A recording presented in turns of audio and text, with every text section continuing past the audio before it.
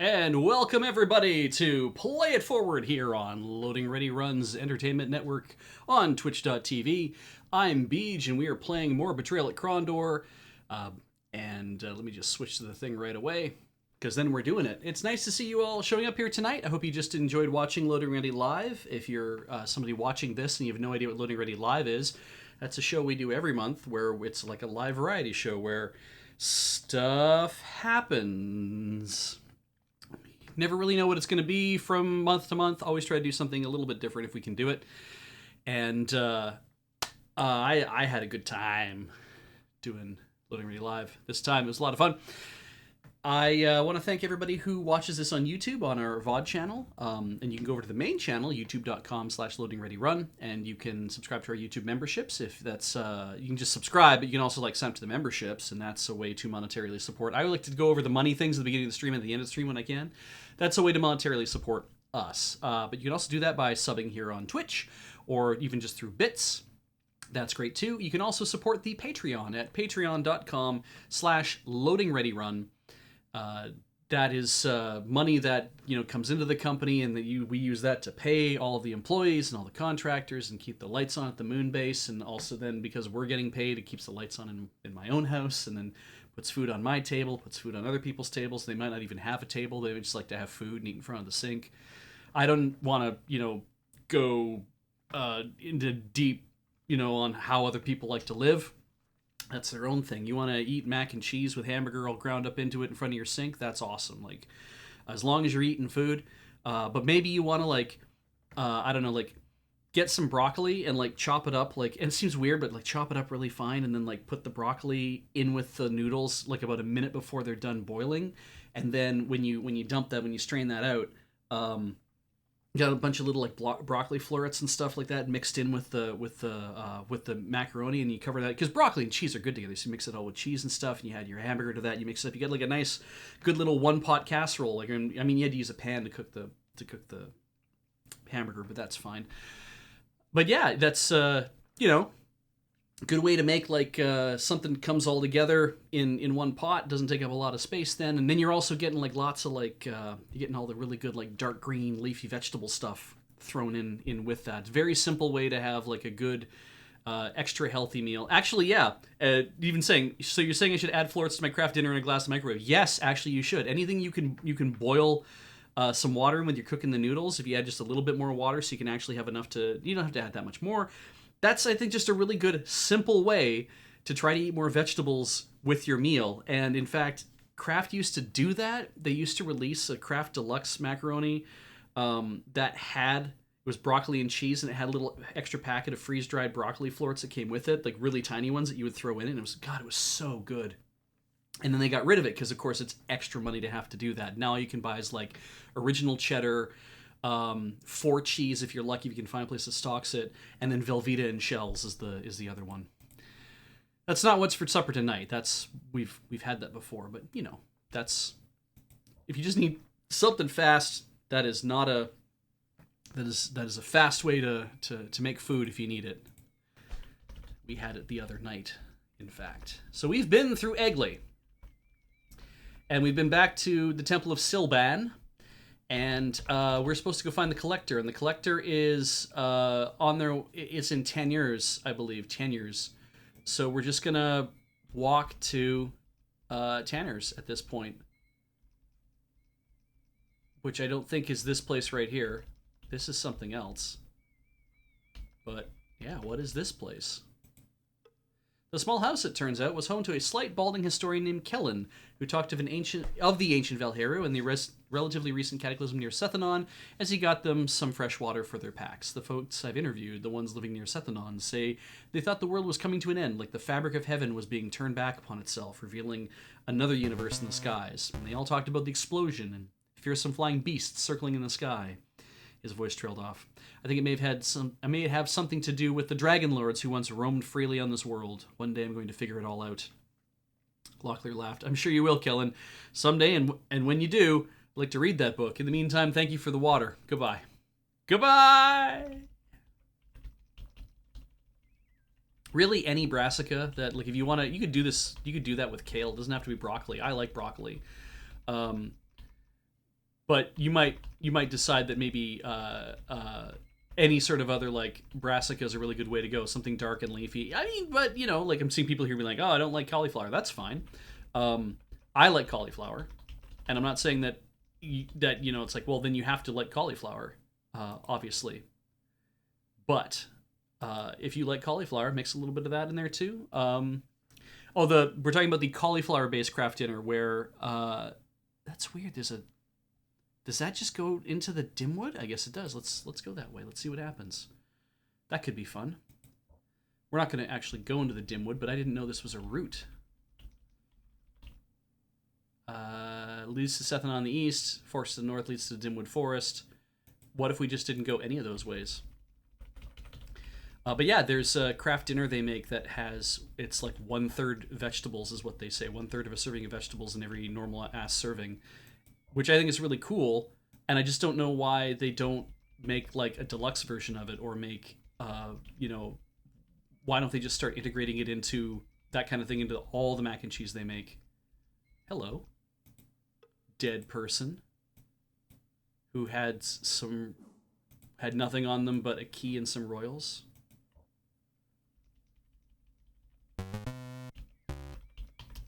Heather and I have been doing this thing where I get the roaster out. We get a big turkey roaster, and I just basically fill it with like some chopped up potatoes. We don't new potatoes as well, because I really like new potatoes. They have a pleasant taste and they're kind of creamy. So I chop up a bunch of new potatoes, and then I put in some. I wander into a trap. And then also like we bust up some cauliflower on that, and I lay that on top of the potatoes. And then I usually just throw in a bunch of baby carrots, because I'm at this point in my life I'm too lazy to buy big ass carrots and have to peel them and then have to compost the peel. And it's like, baby carrots have already been chopped up into something that I can kind of just eat normally. And so it's like, grab a handful of baby carrots and throw them in there. Great. That's vegetables. Sometimes it's all you need is you need a fast way to make vegetables, because that's really what's the most important thing here. So,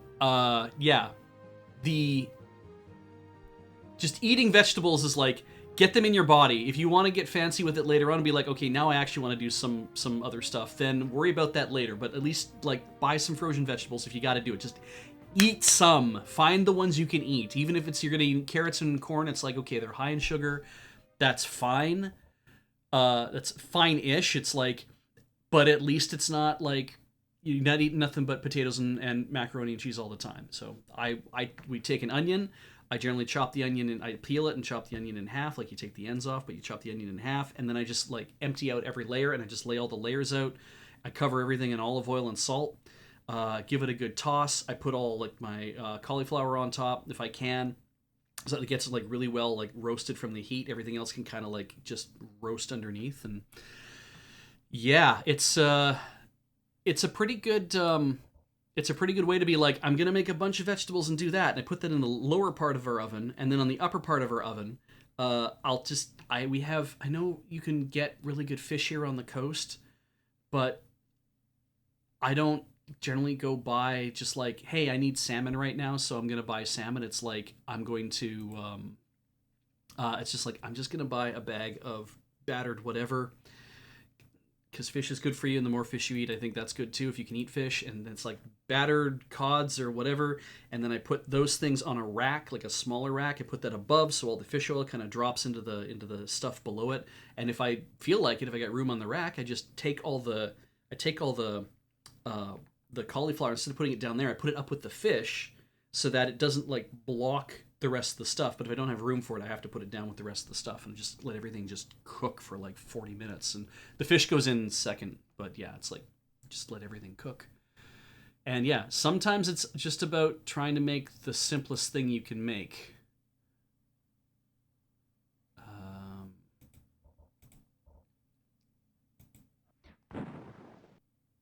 When it doesn't have to be like a peanut butter and jelly sandwich or something like that.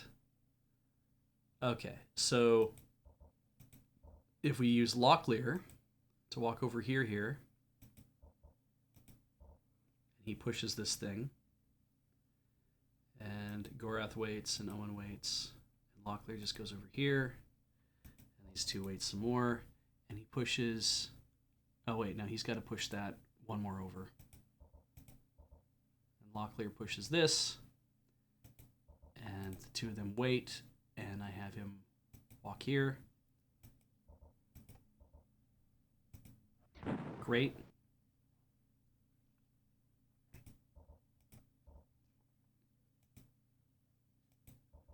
I'm taking no chances on what it is I have to do to get through all this.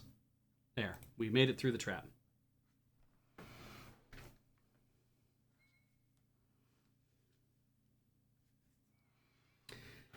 Yeah. We have all this great like Pacific salmon available to us, and rarely am I going to the store to buy salmon. Tanners. Though at some point I probably will. Like you can get fillets for like, you know, hey, here's a giant ass fillet. It's like this big. And it's like, that's $15, that's $18, you know. Sometimes when it's on sale, it's even a little cheaper than that. It's like, great, pick that up. I could eat salmon. But even though they're professionally filleted, the presence of a fish bone is always going to be the thing that breaks the that breaks the agreement there. And it's like, don't wanna risk finding a fish bone, because then we'll never have fish again. So, all right, let's click on a house. The house was not in good repair. Dark green moss covered parts of the door. This is why you use hyphens, and they're not using any hyphens anywhere. And was visible in several large patches on the front slats. Locklear's attention returned to the door as it slowly swung open. A foul, musty smell filled the air as an elderly woman appeared in the doorway. She was dressed in a tattered shawl and wore a different shoe on each gnarled foot. "You one of them shadow people? I hate them shadow people," she croaked. Her look of contempt suddenly turned to fear. "They're everywhere, you know. Could be slipping in my door right now." The thought obviously terrified her, and without warning she disappeared into the house, slamming the door. Shadow people. Nothing behind there. All right, the shop at Tannier's.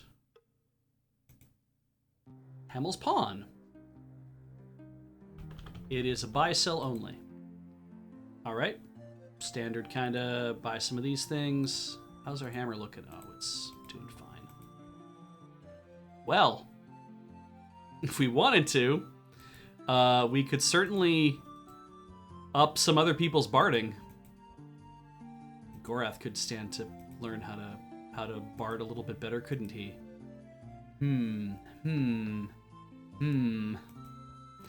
How much do we have in terms of... We have 13 days worth of rations. Shadow people are probably Nighthawks in this case, as Arclight's asking. It's like, probably, yeah.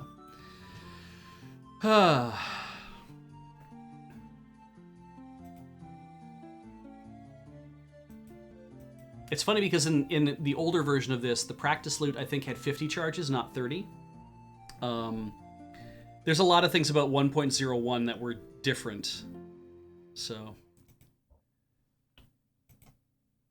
won't worry about barding at the moment. Let's just see what's in this town. Ah, the building appears to be abandoned. They locked up after themselves. Think we should take a shot at opening it up? Yes. Now, in this case, Owen probably is holding the thing that lets him lockpick better. Let's concentrate that.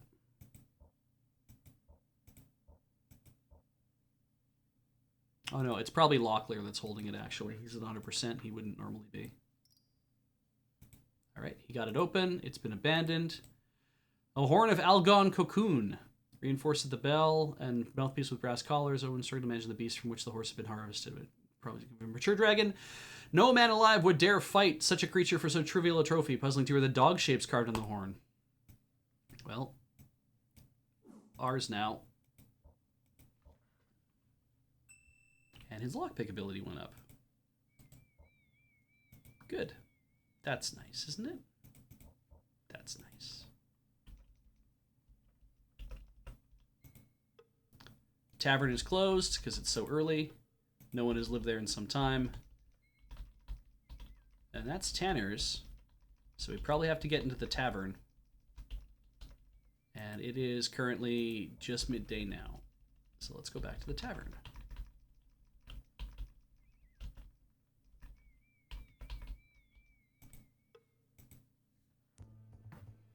Tom's Tavern. Let's see what we can do here. From exit, we have talk, finger, barmaid, finger, talk, in, bard, exit. Let's start the finger. The what do you want? She's not interested.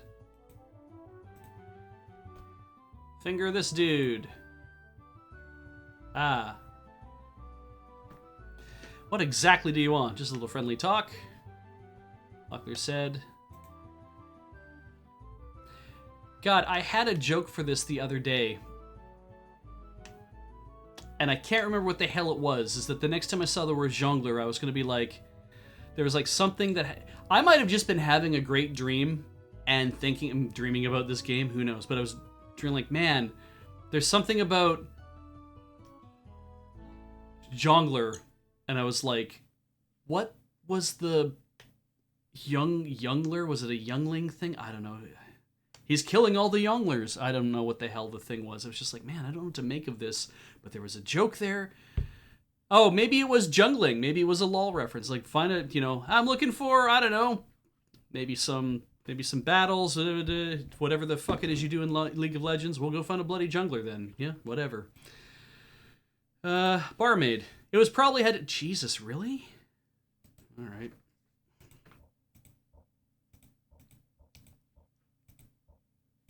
A day at a time. You want me to do this a day at a time? Well, we can do that.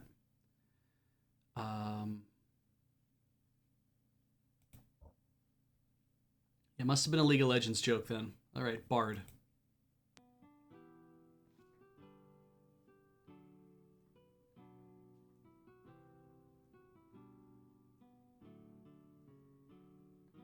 Ah, caught me off guard.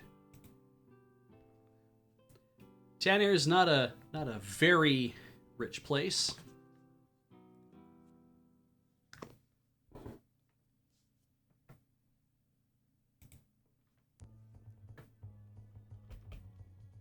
We have some talkie talks, I think. Let's talk to this guy. They joined a shifty-eyed man. No games right now, fellas. I owe some money to a bloke in the back room, and I don't think he would appreciate me giving it to you in a game of chance.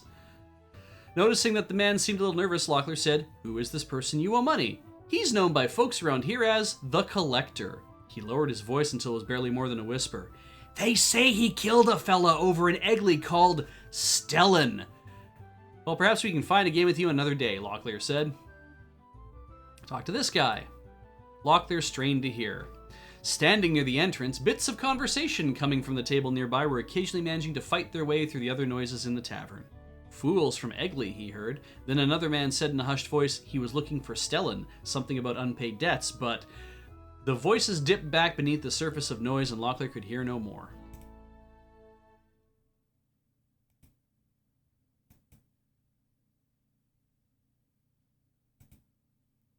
Yeah.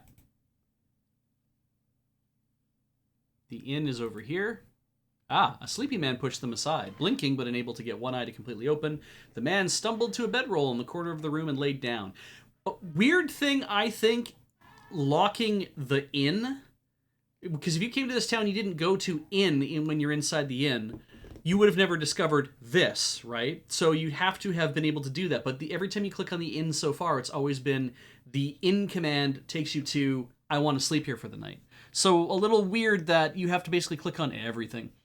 Anyway, "Are you the man known as the Collector?" asked Locklear. He sat up grumpily and finally managed to get both eyes open and responded, "What if I am? It would appear you have a debt that hasn't been paid to you by an acolyte at the Temple of Sylban. We just thought you should know." A glimmer of greed appeared in the man's eyes. Suddenly more awake now, he said in a somewhat cheerful mood, "Thank you, I shall pay him a visit on the morrow." So we basically went back to Sylban, the Temple of Sylban, and then they said, "Yeah, send the Collector to us." And it's like, right, I know how I'll do that. I'll just tell him that there's an acolyte there that owes you a debt. And it's like, yeah, you're going to go there and get rumbled. Anyway, we could stay for the night, but there's really no point.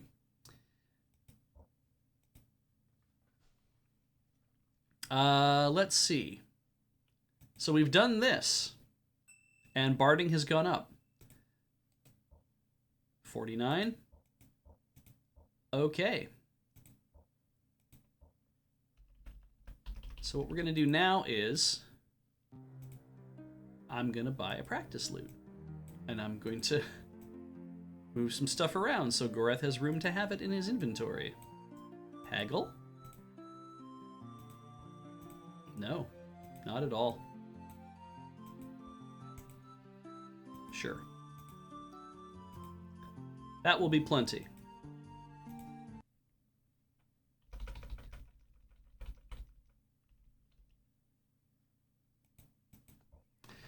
And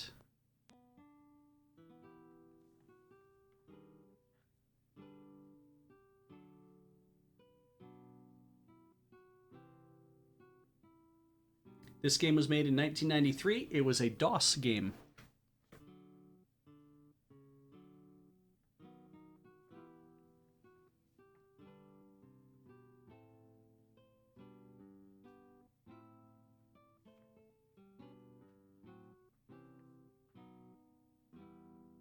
Excellent. Good job, Gorath. Do it 29 more times.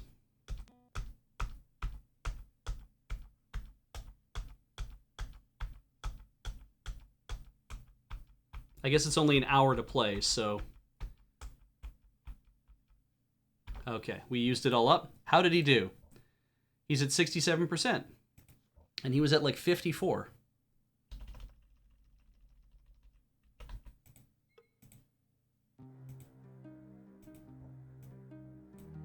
That was great, he said. I'll have another one. And he did. I played the thing 30 times and everyone got really upset with me and broke it, so now I'm back for another one. Which is funny because you think, oh, that's not a thing that happens in real life, right? It is, weirdly. I have a story. So when my dad was quite young, and living in the north, in the BC North, in fact, he was working at I think, at a mill camp, and he had cobbled together some money. I'm thinking about $35, so he could buy a guitar. So he'd have, and because he wanted to learn how to play the guitar. Because let's be completely honest, apparently I'm a lot like my dad, and if you want to be popular, learn the guitar. Because that's why I learned the guitar, because my dad learned the guitar, and I was like, I should learn the guitar too, and then I'll be popular in high school. It doesn't work, but man, it's such a good reason to do anything. So that's what I did. So he and his mill camp, he bought this $35 acoustic guitar from, I think it was Woodward's, and he was playing it one night at the camp, and some dude came over and took it and smacked it into the side of the bed rail or whatever. I think it bust some strings or whatever, but did a little bit of damage, but not enough to actually like ruin the guitar. It's basically just like, I'm making a point. And Dad managed to like fix up what he could and get strings for it and whatever, and and move on like that. Yeah, it's very a la Animal House, but you have to understand, this happened in like the 60s, like the late 60s. So predates Animal House. But that apparently did happen. And so Dad had this guitar for many, many years, in fact. And when I had tried to play that guitar, and I couldn't. And he actually hadn't played it for a very, very long time, because when you store a guitar for a while, and you leave the strings on tight, what happens is that the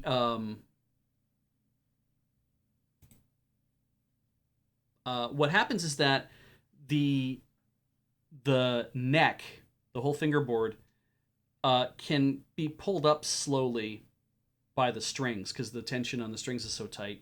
And so that's what happened, because I found this out later.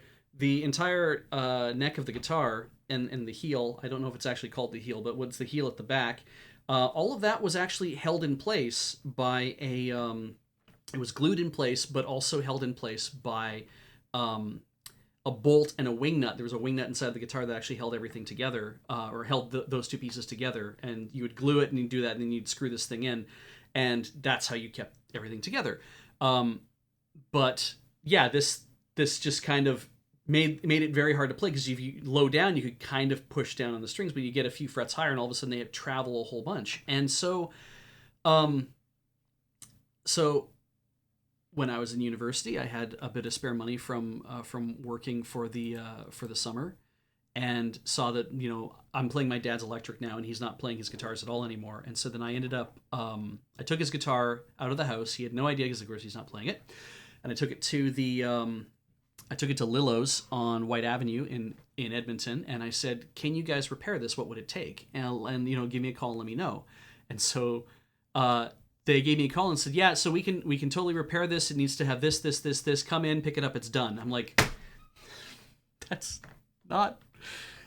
not what I asked. I asked, "Tell me what needs to be done to repair it. Give me a quote. I'll let you know if it's worth it, because I don't have a lot of money," right? So they're saying this. And I told them the story, since my dad's guitar, he's had it since like whatever. And so when I came in, the guy took me downstairs to the luthier, and the luthier walked me through the whole guitar. And he's like, "Your dad has this guitar was probably not worth a lot of money." He says, "Yeah, no, it wasn't. It was." He says he paid like $35 for it. He's like, "Well, it's worth more money now." I'm like, "Really?" He's like, "Yeah, because I can see where he had stickers and stuff on it too." I'm like, "Sure." He's like, "But we pulled those off because they were just kind of like, they had aged." I'm like, "Okay." And it's not like it's a $500 guitar or anything all of a sudden, but he's like, "But it had aged, and so I didn't want to touch anything on top because of the amount of time." This is like in the 2000s, right? He's like, "In the amount of time that this thing has been sitting and just kind of drying out, it's got this beautiful crackling in the surface of the guitar." I'm like, "Well, yeah, but I just assume it's old." He's like, "Well, yeah, that's the age of it. A lot of guys actually try to age their guitars to get the patina into the wood the way that your dad's has just naturally done it over time. But it's still a very playable guitar." I said, "That's great." And he's like, "And the sound is amazing because it's dried out so well over the years that it's got this beautiful sound to it." So we've re-lacquered the front, and we put just a quick coat on the sides and the back as well. I'm going to show you how we fixed the interior, and he showed me the thing with the wing nut, and he's like, "So we took the strings off. We basically took the whole thing off. I've sanded everything down, put it all back together. Like, everything's now touched up. We've glued it in place and locked it in place with the wing nut." And I'm like, "This is amazing." He's, "Yeah, brand new strings." I'm like, "This is so good." And he's like, "Now," he's play it, and I played it, and it is nothing like I remember hearing when my dad played it. It had this beautiful resonance to it, and I was just like, "Holy shit!" And he's like, "Yeah, it's so nice, isn't it?" I'm like, "Yeah, it is so nice." He's like, "Cool." I'm like, "What's it going to cost me?" He's like, "Normally," he says, most of the work would have ended up costing you about $75. I'm like, "Oh, geez, but okay." And he's like, "I'm charging you 40." I'm like, "What?" It's like, "I'm charging you $40 because it's, it was such a nice thing to work on. You're doing a nice thing for your dad. I'm totally doing this for you." So, yeah, it's largely, I think, it's just like, you're a university student, you're doing something nice for your dad. Your dad has this really like bust up guitar, and he probably really wants to play it again. And it probably didn't take them that much time to do it. So, but even the addition of strings, I'm like, that should have cost me like $15 out of pocket or whatever. And it's like, "No, it's fine. It's all fine." And I'm like, "Okay, it's all fine. Thank you."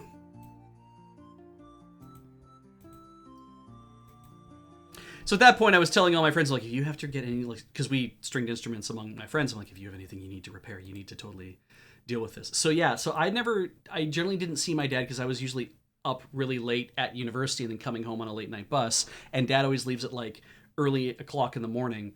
So that night he's already in bed, and I go downstairs with his guitar and put it on the kitchen table, and I write him a note with it, and it's just like, I had your guitar repaired. And he just, when I got down to breakfast the next morning and he's already gone, he had a note for me, and he had a lot of very nice sentiments in the note, and he was just really over the moon about this. And I'm like, "Well, I'm so glad." So,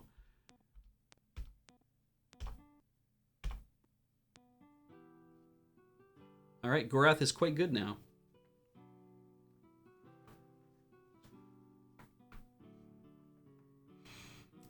The tough thing is, I never got to go back to Lillo's to like buy another guitar or do anything else, because they didn't really deal in guitars that I was like looking to buy, which is too bad.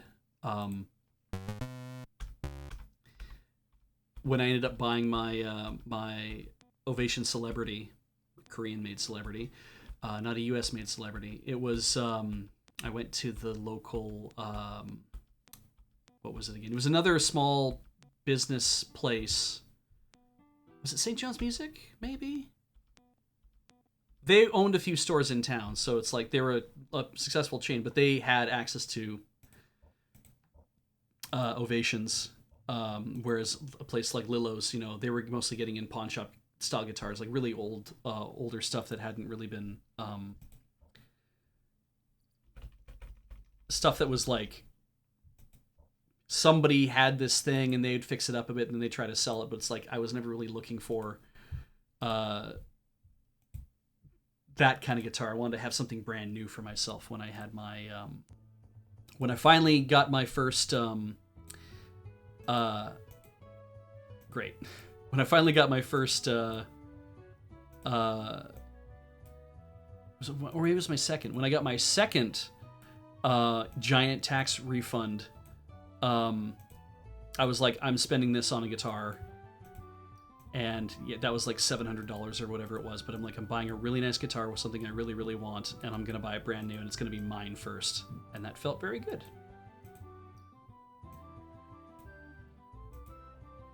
Oh, that's cool, DJ Alternative.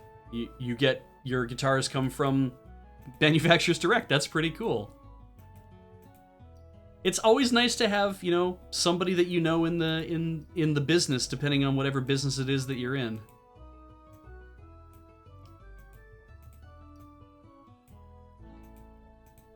I don't know why these guys all sell day rations. They don't sell PAX rations, but whatever. I guess that's a flavor thing. I like that the day ration, though, is also like, it's so much fruit. Locklear gaped in astonishment as he clawed through the bountiful mound of fruit. Fresh blackberries swollen with juice, nearly bursting, golden apples still wet with morning dew, grapes piled high in alternating clumps of green and purple, nearly a banquet fit for royalty. A handful of it would certainly last him at least a day. And then we're going to carry a whole bunch of that around. 8. I need 6 more.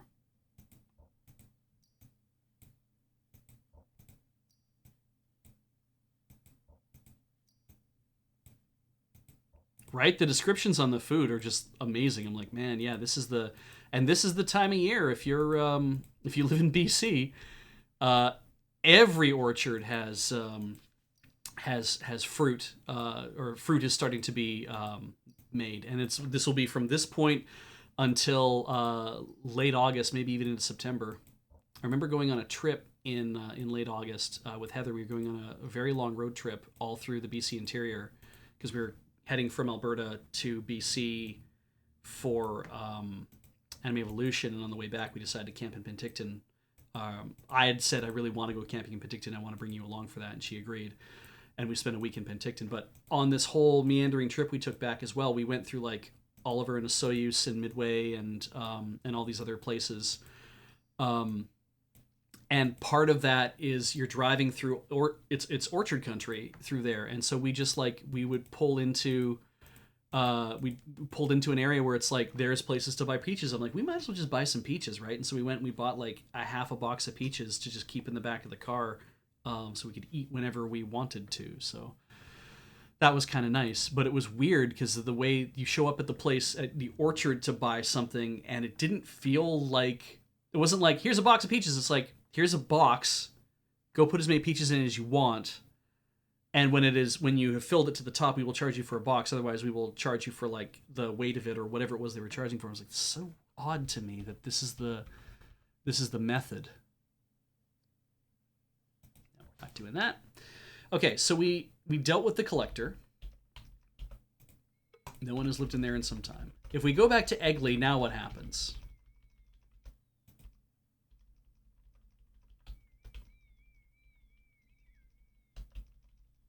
Also, why is Tanner's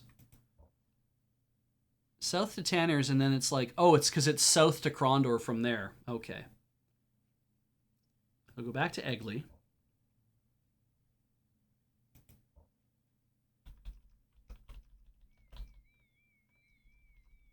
Because I'm interested to see if anything changes as a result. Is this Egley? It is. Nope. Hospitality. No one has lived in that room.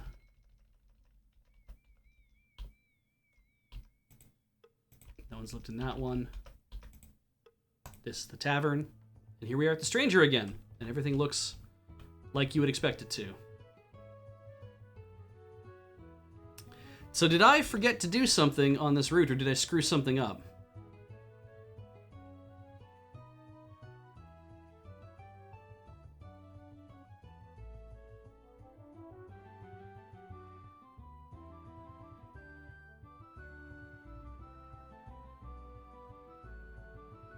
Ah, I see.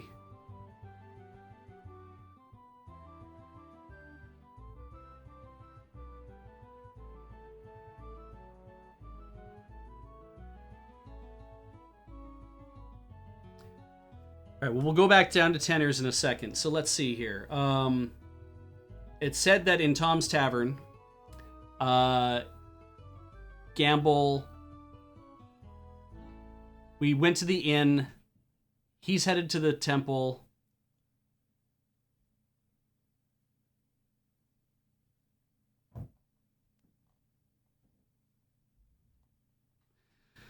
Tells me I should go back to the temple. Maybe I'll do that. Can't talk. Talk to Devon? Evidently less impure with the hand of solitaire procure he dealt himself. He glanced up at his newfound patrons who were milling in the door. Seeing Locklear give a half-hearted grin. I'm not sure I like this town any better now that the people are coming back. Now it's all I can do to find a minute to think. Price I guess you pay for your dreams. What can I get for you? Spitzer, maybe? He's down in Tanner's. We already had this conversation with him. Alright. So I wonder if the issue here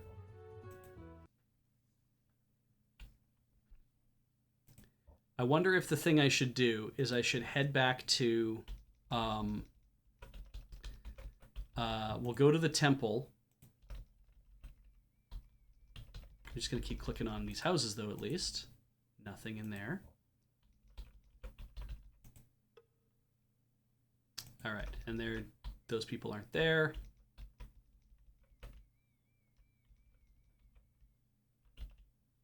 Wasn't there a store in this town? Did I miss it? I did. This is this impossible lock that we could definitely just sit here and train ourselves on all day if we wanted to. I feel like that's not a great use of our time. And we've already taken care of everything over there. Yeah, all right. So let's go back to the Temple of Silban. If I can remember how to get there. This is the Franklin's house. We've been here. You know what? Let's just click again to see what happens. No one's about. It's fine.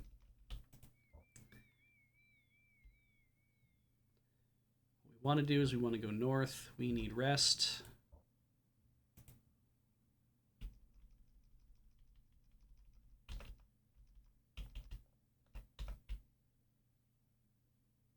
Till we get to the temple. I don't even know if I can click on that from this screen. You can't. You have to be on the main screen to do it.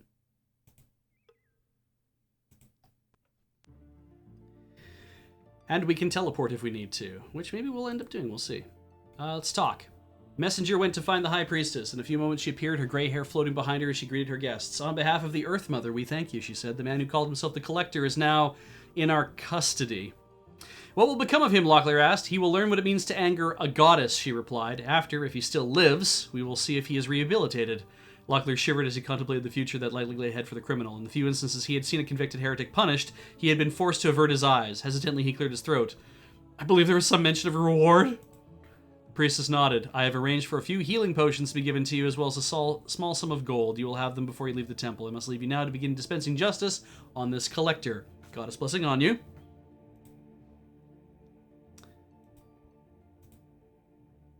All right.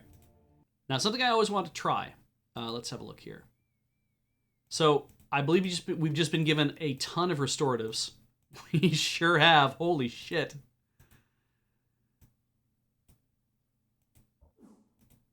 That's the extra 1, 24, 24, and 22, 24. Let's grab that extra 1 and throw it on Owen.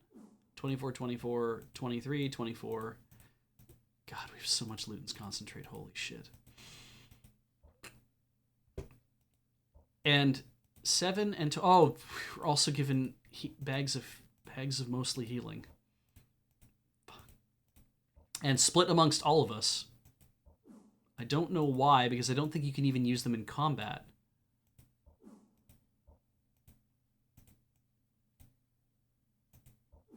Can you use them in combat? Does it even help to use them in combat? I don't know. Anyway. So many bags of healing.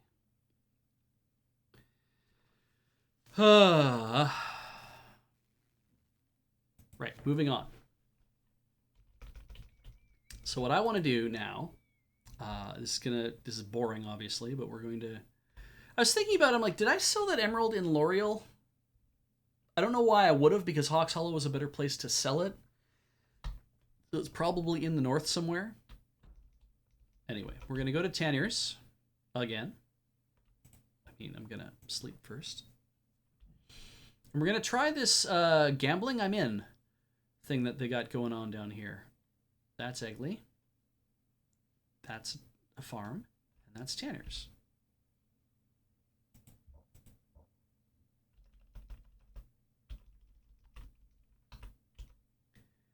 And we're going to drop a bookmark because I want to see how this works. Now, we don't need to excellent anybody in barding. That will be fine. We're going to try this. Shifty-eyed man motioned him over. Boys, he said, Snake Eyes Spitzer's the name. You feeling lucky tonight? You're looking lucky. How about a game of dice? The gambler looked up, making a fist. He shook it under Locklear's nose, then smiled wickedly as he opened his palm to reveal a pair of dice. The game is dice, my friends. You just keep saying dice over and over until you understand. It's dice!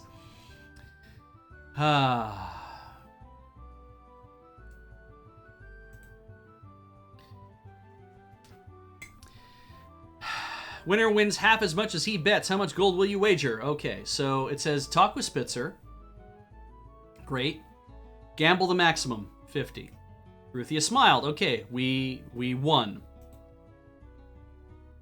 If you win, he will stop. Talk to him again and gamble and do this until you lose. He hasn't stopped. All right, 50. We won again. We lost. If you lose, stop gambling. Bard. Make 250 sovereigns. Talk again. Gamble. We lost. That's fine. Bard again. 250 sovereigns. Gamble again. We won. Talk to him again. Now we can keep gambling over and over. Oh, we lost. Doesn't matter. Cancel. 250 sovereigns. So, yeah. You can continue to do this in chapters 2, chapters 3, and chapters 2, 3, and 6.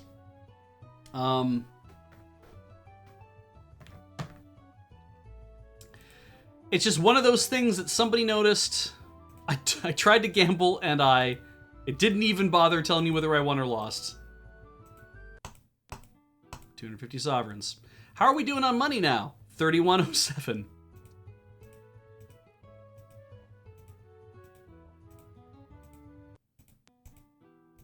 If there was a faster way to do this, I totally would. Though I love that I'm giving up 50 sovereigns. And,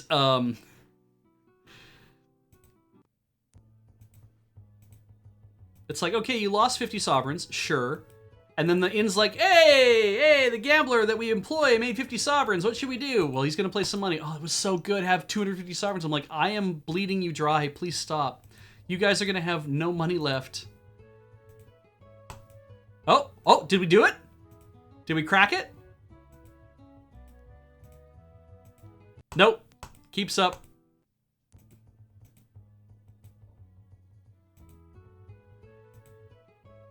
So if he says he's out of money, always come back and ask him again. He will keep wanting to gamble. Or sometimes it'll just kick us right out.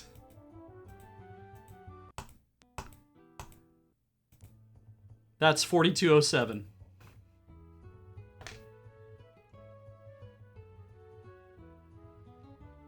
Yeah, this works better than duping. It's probably faster, it's probably simpler, and you can start with way less money as a stake. The only difference is you have to be able to get here. You can dupe at the top of the game to make enough money, I think, to kind of move on. But yeah, running through Tanner's means we would have had to have done a lot of running to get to... we would have had to have, like...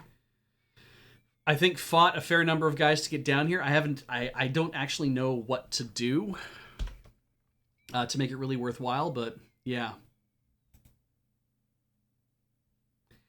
Anyway, that is another thing to do with money.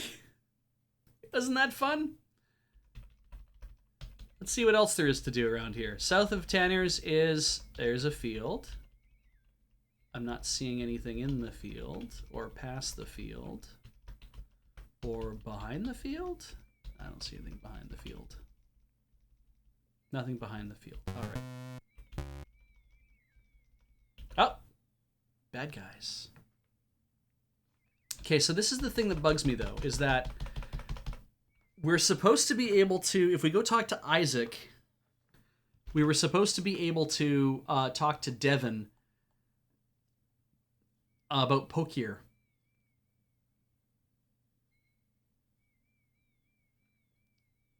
And I do want to do that.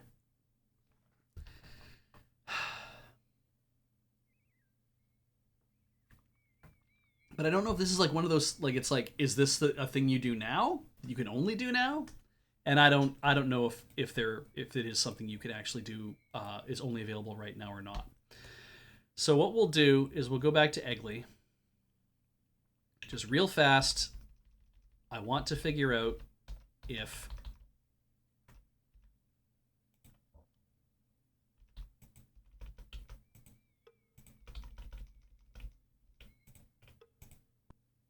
now that I've done all this, if I talk to him now, what happens? Devin spat. No.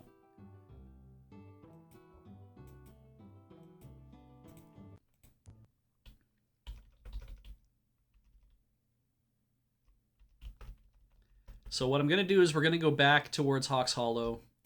I'm going to try to talk to Isaac one more time and see if this actually sets us on the path that we expect. I hope no one is getting motion sickness from this. You know what, actually, I don't have to hope. I can just do this, and it's way easier on people, I'm sure. We're going to have to also find a chest somewhere where I can dump all these books, but we can worry about that a little bit later. Lights coming down. Where are we? Exit. We need to go that way. We need to go, yes, that way.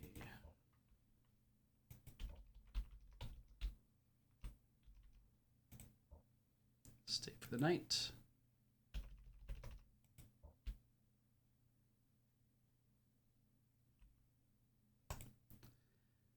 Yep.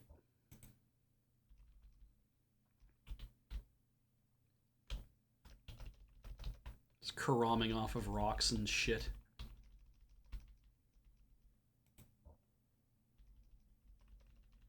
All right, Isaac, I know you're still here.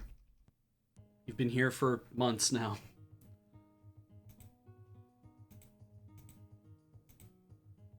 No. Nothing.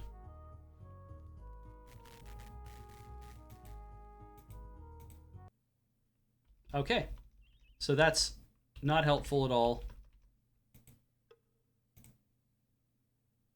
How badly do we need pick locks? Oh, we're low.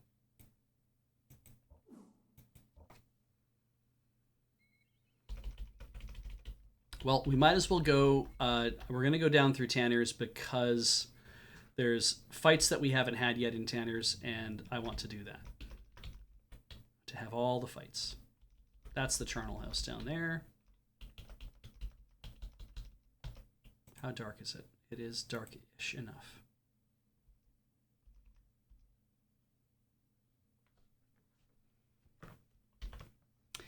Are we locked off from any part of the map in the next chapter? Because that rather limits where we'd want to store our stuff. Yes. We should not be locked off from anywhere in the next chapter, but it's more about where do I want to go to really to make this so it's like on the way. And I believe in the next chapter, I know we at one point we're going to be on our way to Romney, and that's chapter 3. I think starts in Romney. I think. So I think chapter 2 is getting to Romney. So we're going to. I think the best thing to do is to go to Darkmoor. Oops. And maybe find the chest again. Because that at least will be on the way. Let's see here.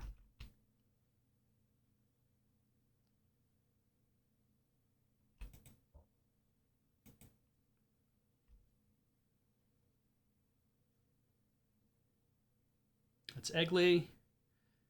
It's the farm. That was an entrance to the Dimwood, right? No, that's the road to Sethanon. Okay.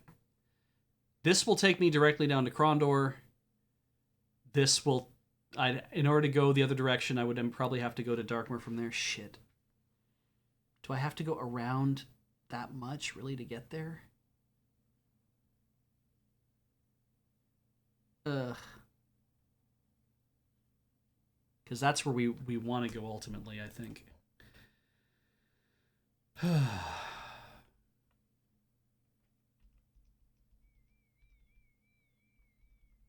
That's Tanner's.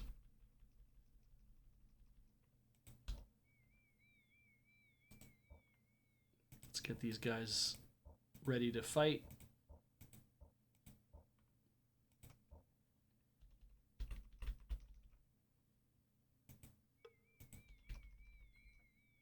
All right, unexpected attack. They were facing the other way, so... To spare thy eyes. Locklear. Going after this guy. Oh, Jesus.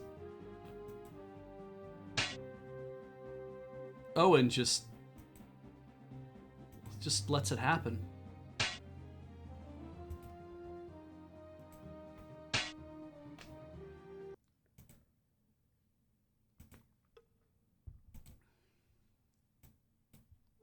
More picklocks. No room in anyone's... Let's see here. What can we do? Give some restoratives to... Give some to... Great. 23, 24, 24, 24. 24. Actually, we need to drop one over here.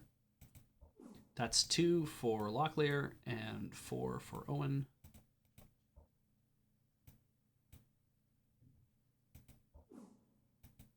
That's good. Okay. Armorcraft. Weaponcraft.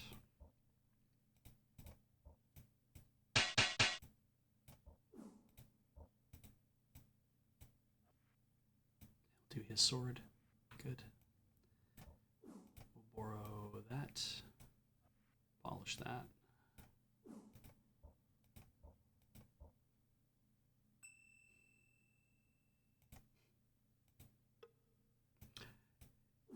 Yeah, I briefly was like, I wonder if I just send Owen in to just like fight these guys. Would that be funny? It's like, it would be funny actually. And Owen would resist their attacks fairly well with that 98, and he's got 55% defense. I'm like, that's pretty good. But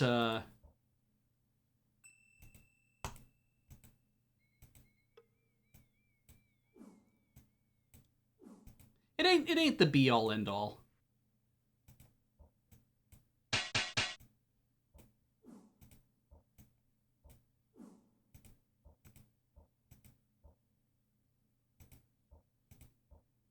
How many here? 3? Great.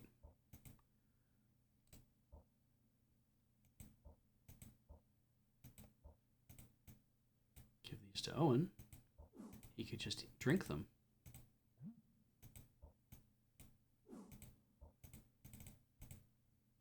Great. That's everybody.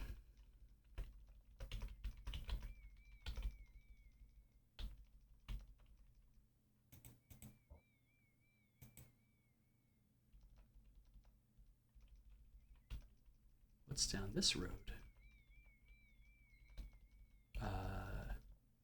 Nothing.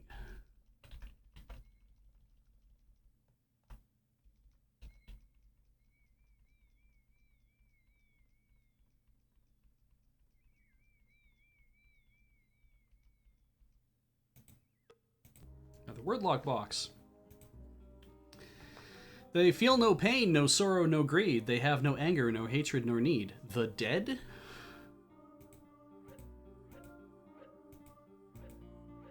The weed. Cool. I'll fix that. He did.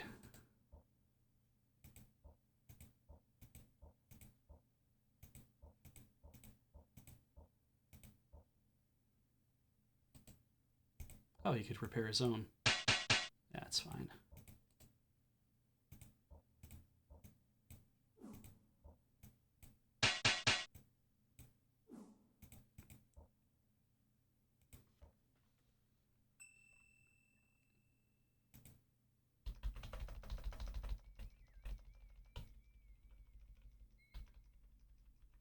Like, I could definitely use this chest here if I wanted to, but...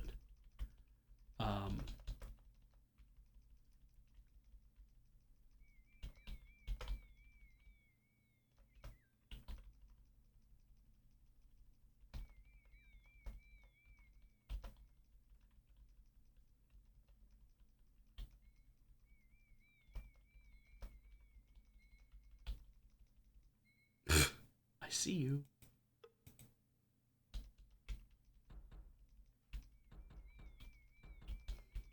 Fuck.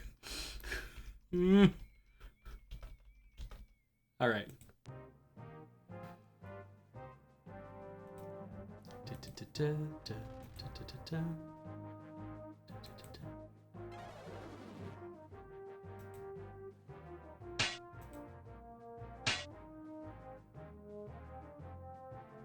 Nah.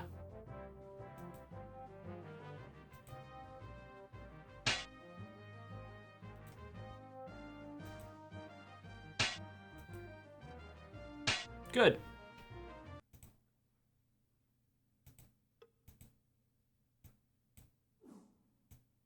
Yay, they're dead. Good. Oof.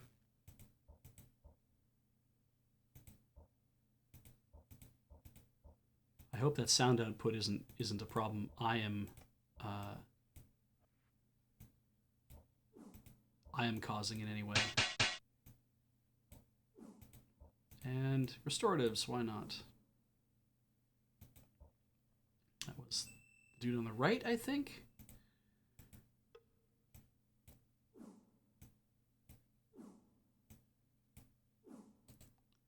Yes, decent rations, all right. Decent rations, all right. Decent rations, take them.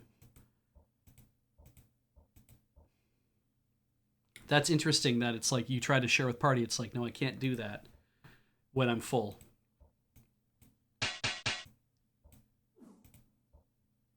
That kind of tells us a little bit about what the algorithm's like, right? Like,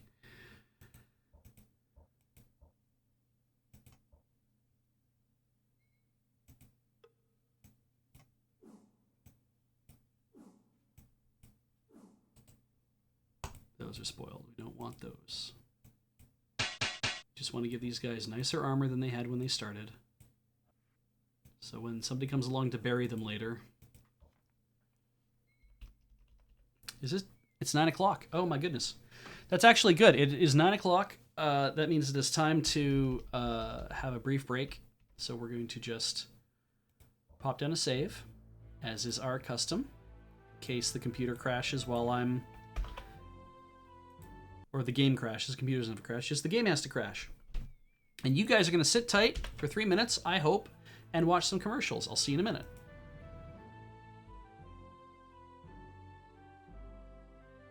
Hello.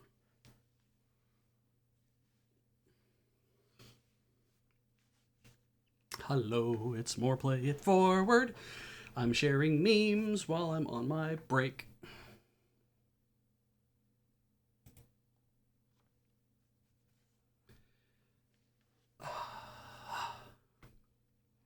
Let us click back in the game. Go back to the game. On the plus side, it will let me know if I go too far, if I end up hitting Krondor before I expected to.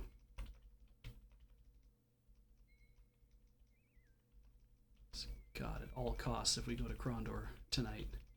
I know we have several hours left, but man, if we get to Krondor, then I'm letting you guys all down.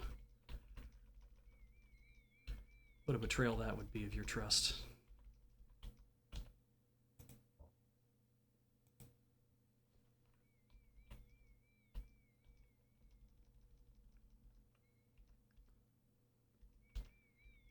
Because he was Krondor! Oh, there we go. There's some more dudes. Simple strategy.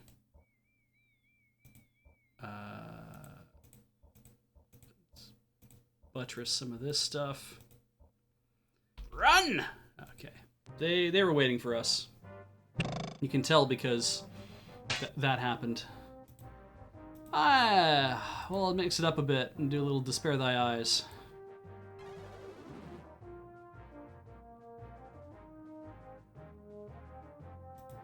There. No. Bad and wrong.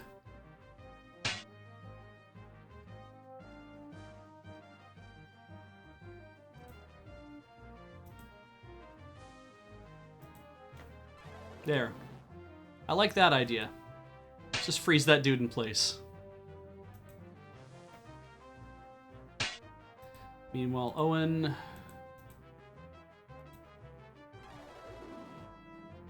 Locklear... Gorath... Owen... Locklear... Gorath... Owen... Locklear... Just kidding. Oh, how was the cheese? That's a good point. Give me 1 second.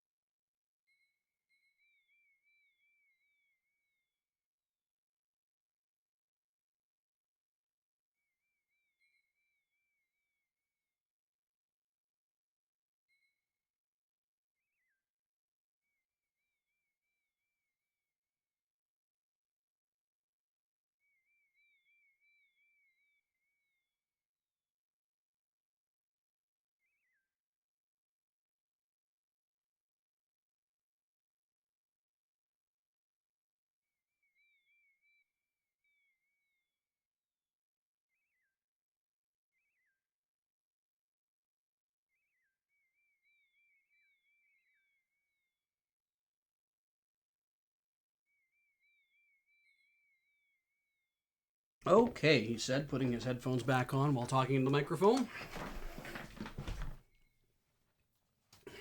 So we split that cheese because at that point it's like, yeah, might as well. Also, because it's hard to judge a cheese rolling contest when you kind of also don't really care. So we just wanted to do it. So yeah, this is a very orange cheese. Very orange. Give you some sense of how it looks. What can I do here to make it? Ah, there we go. Against a semi-white background, you can kind of see how it reflects the light. It is a little smoky. It is definitely very hard. It is, I believe the even the package of the Beanister says extra XO.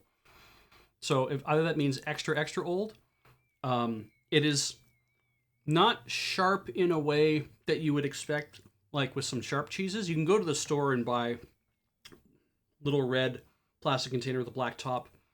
I forget who makes it, but it's a sharp cheese sealed with foil on the inside, and that's delicious. I love that one so much. It's a cheap way to get sharp cheese in Canada because it kind of gets distributed everywhere. But yeah, this definitely has a kind of old, tiny bit of funk to it, a little bit, and it's like it reminds me of how blue cheese has that kind of oldish funkiness to it.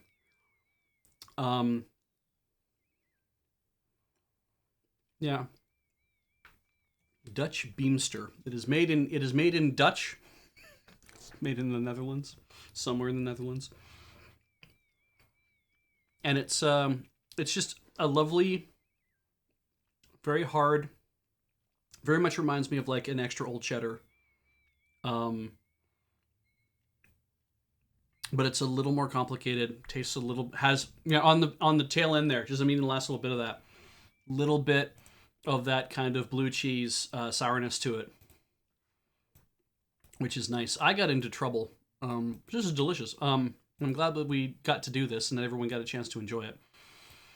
So thank you, chat, because it is your support that helps us be able to do crazy things like this. I got into trouble one time with blue cheese because I never liked blue cheese growing up. I like sharp cheddar just fine, but I never really liked, like, old cheddars are great and I love sharp cheddar, but you start getting outside of that, and blue cheese is kind of scary because, like, for a child, because it's like it's got all sorts of like that means it's like active rot in it or whatever, right? You're like, oh no, what does that mean? And so anyway, there's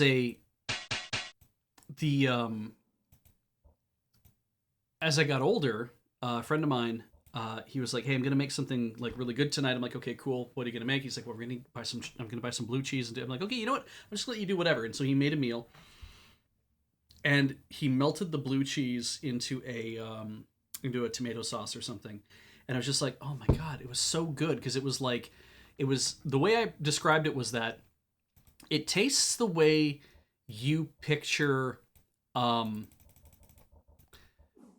the way you picture I guess in your head the way you would picture like an a food that adults would eat when they go to eat somewhere, right? It's not, this sure ain't mac and cheese.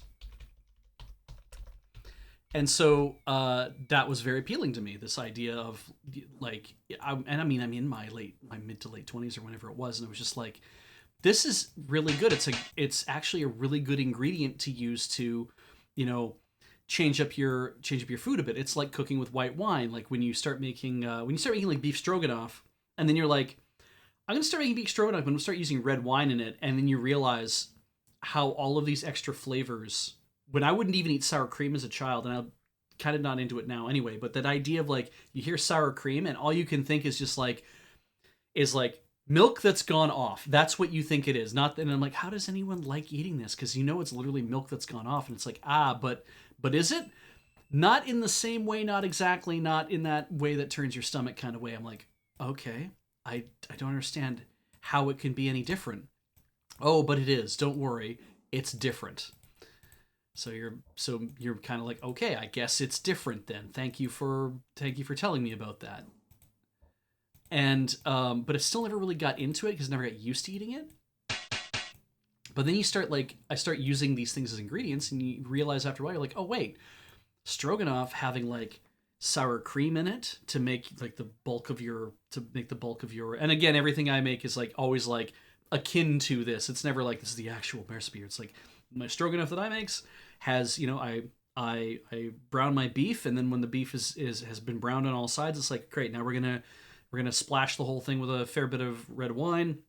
I'm gonna let the thing just kind of cook and evaporate away, whatever, and then like all the meat will have absorbed some of that red wine flavor as well, and then if I move the meat off, I can still let the red wine kind of deglaze all the good fondant stuff on the bottom of the pan.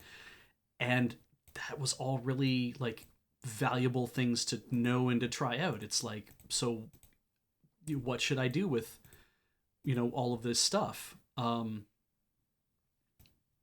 move that over to there.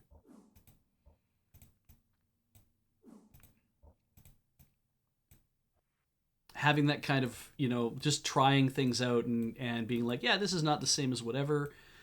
My chicken a la king is not going to be the same as anybody else's chicken a la king.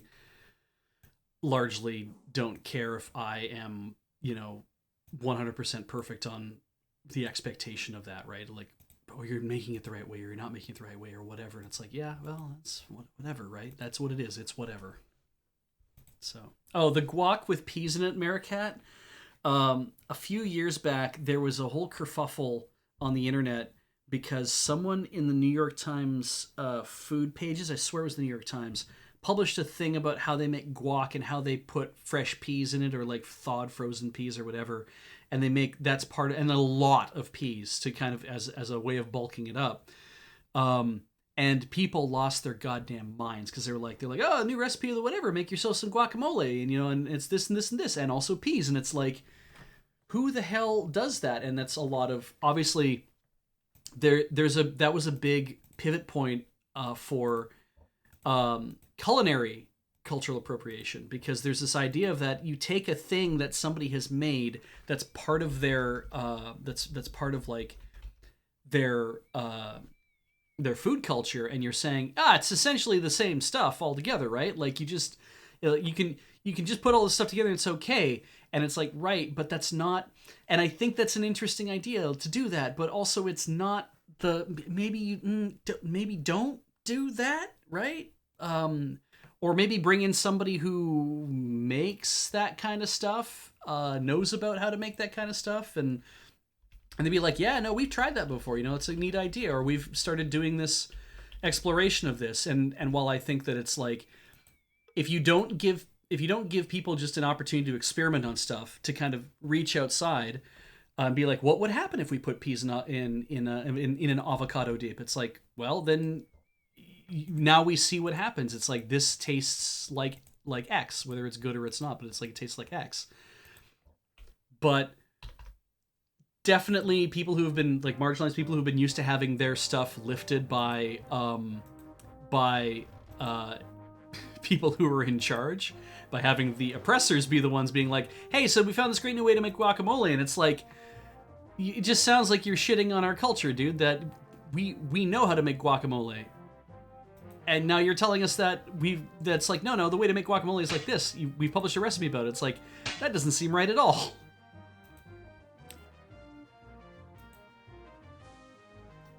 Very complicated, very complicated to kind of hash that out in the newspapers. It'd be different, I think, you publishing a cookbook and not everybody seeing those things, and it's different. So, there we go. So, as Maricat even says, you found it was trying to be like, what could you make as a guac alternative, where if you use peas instead of avocado, like green peas instead of avocado. Okay, that's also a way to look at the thing as well. It's like, if you're thinking about, what if you don't like avocado, but what if you want something that's like a dip? Well, then sure, but that's not guacamole, then, is it? Like, I do like the thing here. It's like, not every dip is a hummus. Hummus refers to chickpeas. That's actually part of the thing. And then you say, well, I've made this lovely hummus, but it's made with brown beans. And it's like, well, then it's not hummus, is it? It's some sort of like bean dip. Well, yeah, but it's the same thing as hummus. It's like, well, if you think of them all as being like dips made from beans or legumes or whatever, I guess sure, but also, why not just call it what it is, as opposed to like saying, well, I'm going to take this one word from somebody else so that it'll actually, it's going to sound real shitty, I guess, maybe to say it, but it's like, I'm going to put some lipstick on it so people don't think about it as being that instead they're thinking about it as something completely different.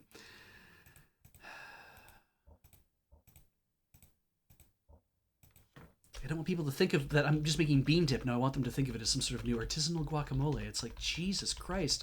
Just, it's okay to call it bean dip. If it's really good, I'll eat your bean dip. But calling it guac is going to surprise the hell out of me when I discover that it's not guac. All right, so we are where we are right now. I believe is very close to. We are so close to Krondor. I mean, we're on the Bitter Sea. I believe that's what this side of whatever is called. And if we were to look at the map, we are actually making our way back towards area that we've been before. So if we get to the Temple of Sung, we know we've gone too far. It's already fights to have. Screw it. Yeah. Now, think about, again, I want you to think about whether it was worthwhile to come at the mage like that. Because I bet you it isn't. I bet you regret coming at the mage like that.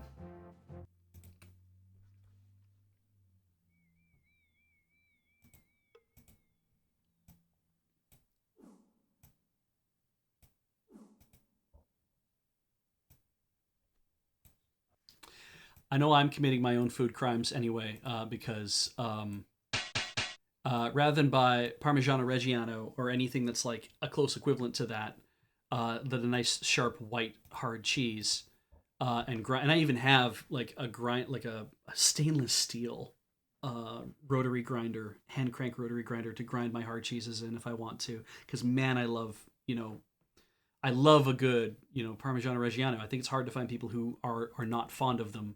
I know you're out there though, so I'm not discounting you. Anyway.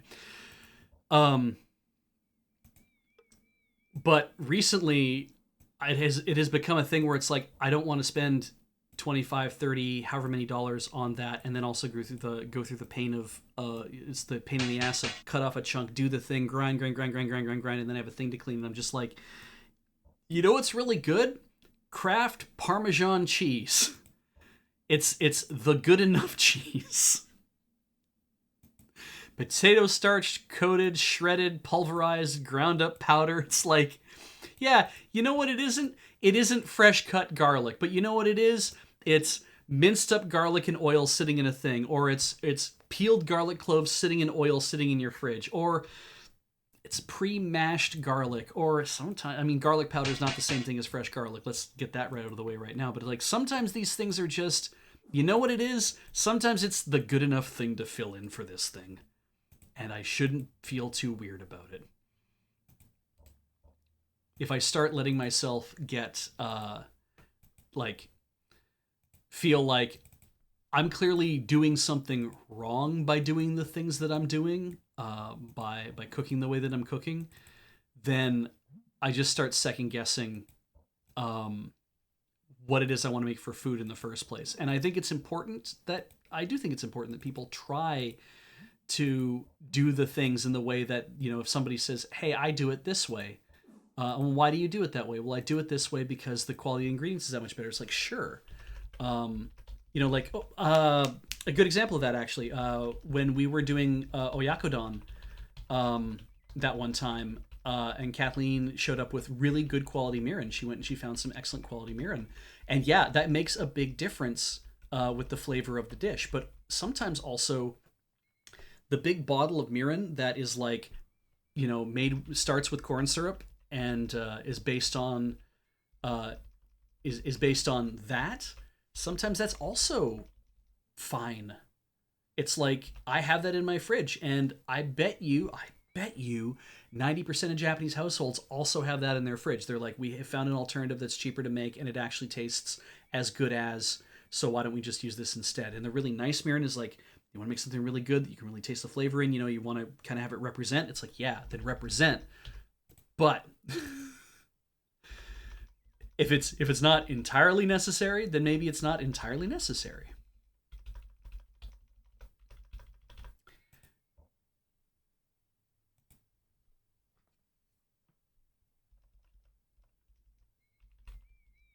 Yeah. Arclights even said here too. It's like, find what is good enough for you, right? It's like you can try the cheaper ingredients, and if you're like, this gives me the flavor I want. Like when I make chicken a la king, I like to use it with the frozen peas, carrots, corn, green beans, and lima bean mix that I can get, the big 2 kilogram mix of that I can get at the at Superstore. Some people would look at that and be like, but why wouldn't you just use fresh vegetables? And I'm like, Because if I used fresh vegetables, I'd be so utterly sick of making this meal because I'd be cooking it this way all the time. I don't want to do that. Now, we're at a crossroads. And we're right near Krondor. So I think if I take the south one, I can get to Darkmoor and I can drop some shit off. But I can also look around. Maybe if I'm lucky, I'll actually find a chest here in which I can put stuff in. And you know what might help with that, actually? So put a bookmark down. Eyes of Ishab. And there is no chests in the area. I hate that it's only a picture of the one area you're in, too. All right, restore from that bookmark. Look at how close we are to Krondor, everybody. No, we ain't going to Krondor.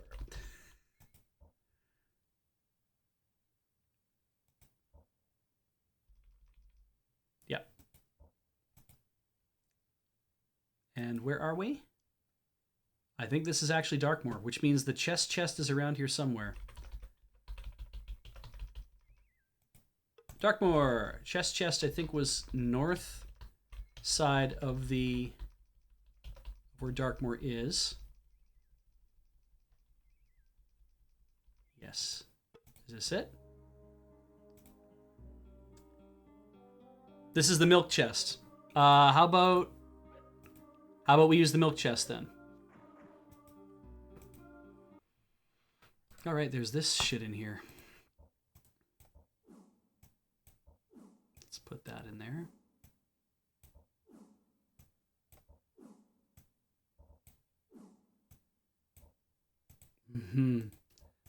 Take that out. Anything else I want to leave for anybody who's coming? We're going to not split the party entirely. We're going to have some things that are going to be... I'll give that to him for the time being. You can have that. And let's see what we got here. Let's go back to here. And straight up don't care about a lot of these things. Give Gorath the Weed Walkers, why not? Does that raise everybody's relative level of stealth? I mean, it makes his stealth really good. Anything else I want to leave in there? Now they got a library.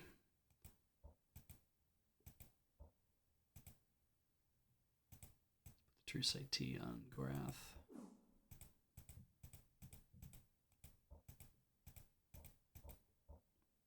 Grab restoratives, give to him. Do that. There's no way to fit more stuff in there.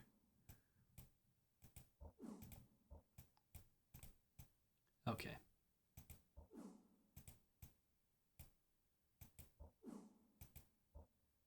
I think that's probably fine. This entire loadout is probably fine. Cool.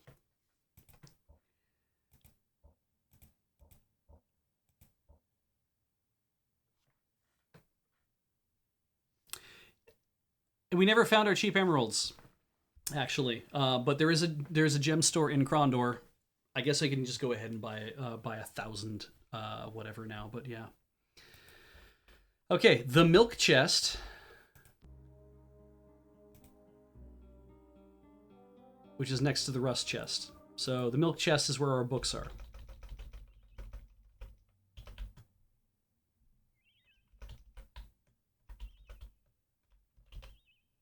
How are we doing on health-wise? Everyone's looking good.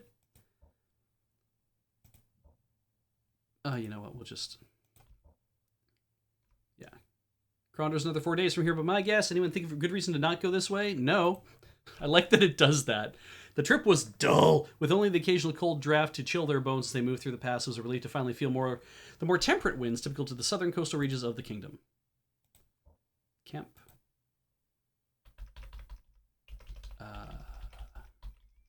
West. All right, this is it, everybody. The path turned. After a few minutes of traveling, the roadbed began to slope towards the sea, leading through a pair of iron gates into the majestic seat of the Principality. Krondor, Locklear said with a sigh that seemed to indicate both relief and concern. If assassins have been sent against us, it seems a safe bet they'll be lying in wait for us between here and the palace. What's your guess, Gorath? Do we go in now or not? Yes.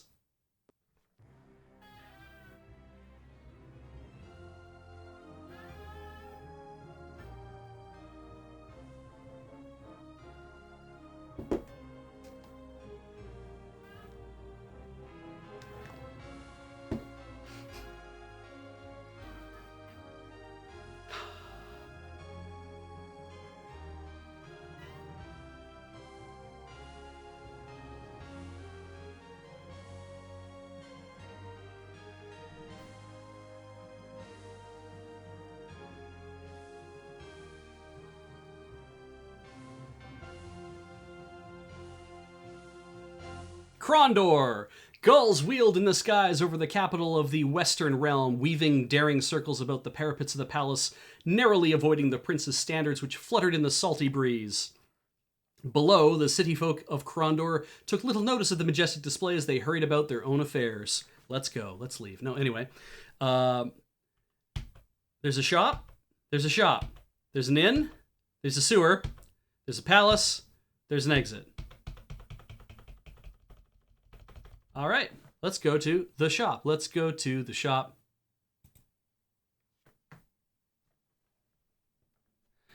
Owen snorted. The market district in Krondor, he said, containing his amusement. Why don't we just take all our possessions and give them away instead?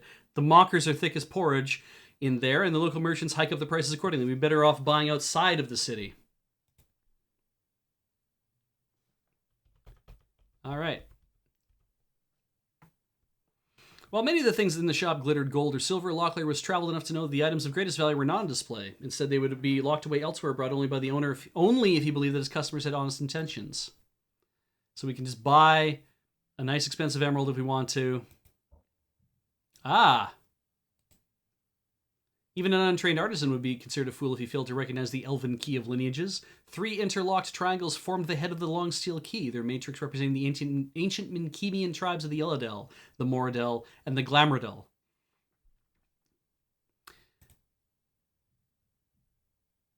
I wonder if this guy haggles?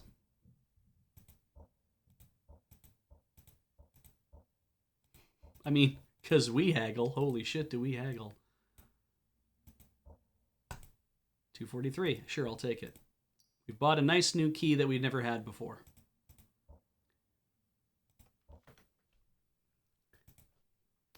Shop. Gorath snorted. Same thing. Sign of the Eagle. Ooh, buy, sell, repair, you say. Buy, sell. Right? If you've been doing pretty good in the game and you're like, I got some money, I could buy a nice set of armor or whatever, or maybe get some other armor, or maybe I could, like, I don't know, get rid of this armor. 37 sovereigns. Sure, I don't care. Let's get rid of some bowstrings or armor's hammer, or maybe get a new whetstone. Do we need a new whetstone? 10. It's probably time for a new whetstone. Sure.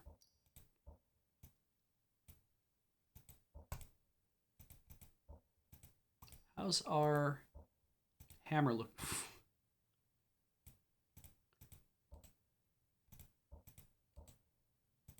Okay, well, we're dumping that hammer, I guess. 2 royals, but I swear it has 1 use left. You could hit it one more time with it. Excellent. That's done. I do like that it's like, hey, look, gray tower plate. It's like, oh, that's really nice. I could totally go for some gray tower plate.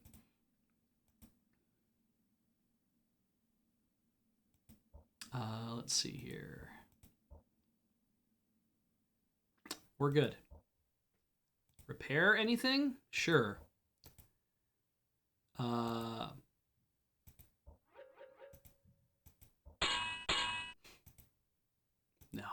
not gonna do that.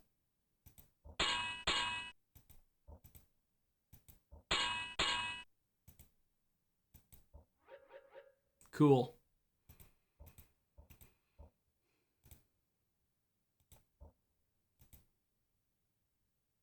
All right, let's see here. Shop, inn, sewer. Let's go to the inn. Oh, yeah.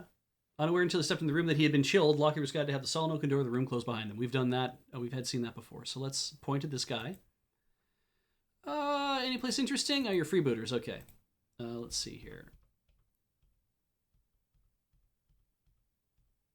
Barmaid,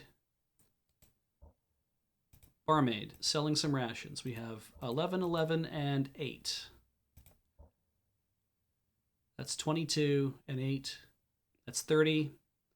And I need 42. Maybe we just buy the one. Split it.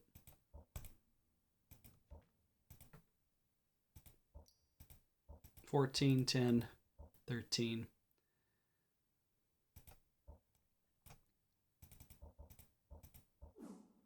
$12, and $13. That's fine. Talk. Locklear motioned for the figure across the room. He came over to them. Senor Locklear, good to see you. Interesting news, interesting news. Nivik, you old rascal. Got your ears to the grapevine again, eh? What is it this time? I've been to see Nia of the Sixth Toe near Sethanon. I can't really talk about it right now. Why don't you come back later and see me?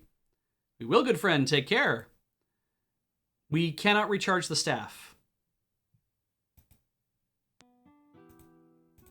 180 sovereigns.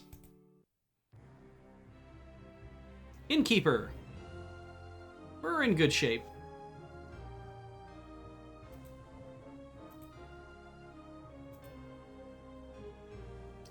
Now, Palace.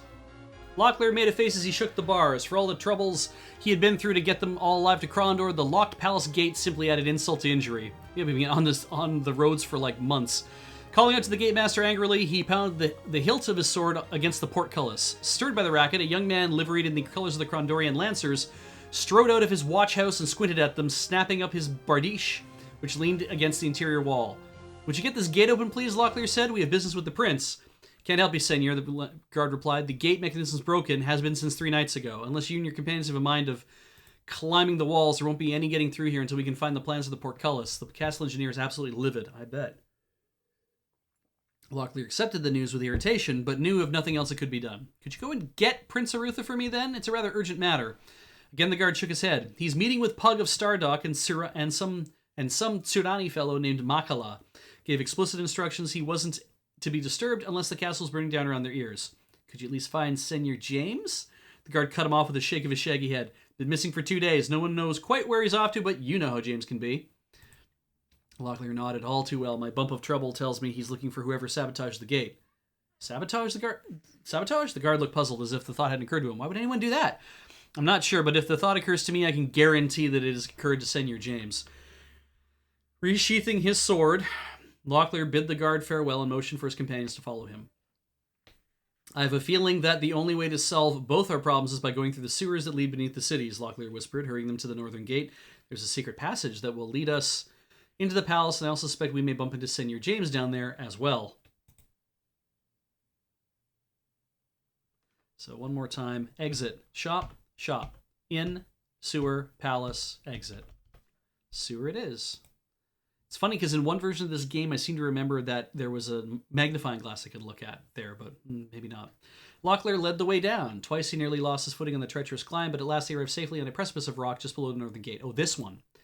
This one has the thing. Sewer door, too thick to allow a determined effort at entry. The door was probably set over the sewer entrance to prevent odors from offending visitors passing through the northern gate. There we go. That's what I was looking for. Was there something hidden in the hole? There was. Enter!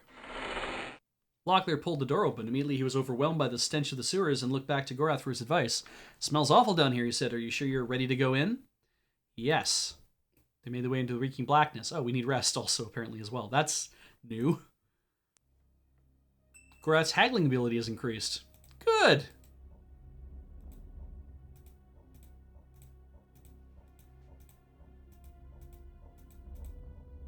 Take those off. That's fine. First things first, we'll sleep a bit. Second things second, We'll use Locklear's Ring of Grandeur. Oh, he has no idea what to do, right. Nice. Let's see. I'm gonna put a bookmark down at least. Who goes there? A figure moved in the tunnel, seemingly having appeared from nowhere. A young boy halted them before they could move any further. That was a young boy's voice. Lim, who be you and what would you... Who be you and what would you in the Thieves' Highway? We're not doing that after this. I be Senior Locklear, and I do whatever I will in the Prince's sewers. If you're half as intelligent as you seem, then I would advise you step out of our way. Fast with the blade I am. Step any further and I'll do you, I will. The only thing you will do as my young friend is die an unfortunate death on the point of my sword. I used to spar with Jimmy the Hand, and I'm a faster blade than he. Do you still wish to cross me? Jimmy the Hand? He's a legend, sire. Next, you'll be telling me you've lain with the Empress Lakeisha of Kesh. I advise you to be nice like, however, because I got 5 blokes waiting a little on down to make sure nothing happens to me, see? I don't suppose you come on behalf of Senior James, have you? Senior James? Then you don't... Well, perhaps we have. Alright, then down to tax. If he didn't send you, you'll be answering to the upright man and not me, so I wash my hands of it. Just watch your steps down here, as there's a bit of trouble going on down here. G'day. Wait, we don't know our way around down here. I look like a bloody page to you. I've got affairs of me own, what I gots to do. What's I gots to do? Just answer a few questions? Right then, so long as you don't ask me anything what might get me in hots with the Night Master. What you want to know? Pick locks? You wouldn't happen to have an extra set of pick locks laying about, would you? Could be I would. That'd depend on what you have to offer me now, wouldn't it? How about a royal pardon the next time you end up in the hands of the city guard? Oh, that'd be very nice. How about the Prince's Palace while you're at it? While you're about it. I'd have to be cockle-headed and 3 pence short to buy in a fib like you just told. No quicker than you're out the highway, and you'd have forgotten it in a mocker minute. You'll have to do better. How about gold? That's a language. 25 gold sovereigns. Take it or leave it? Yes. Deal. I'll hand over the money before we leave. Then you'll not mind my handing over the picklocks until I have the money, will you? What's fair, isn't it? And that's it. I'll be off now as I've got business with the upright man. You'll have to come and tell me some more of your fables about Jimmy the Hand. Perhaps we will. Thanks for your help.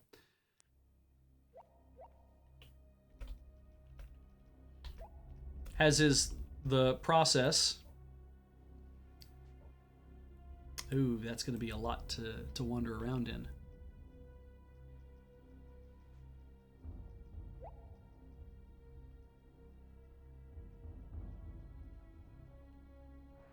Ah.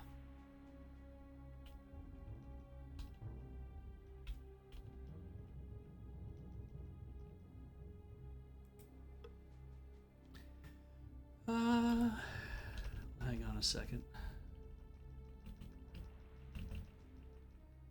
If this is literally the way out, I'm just gonna be... Sure, let's try to open it. And let's let...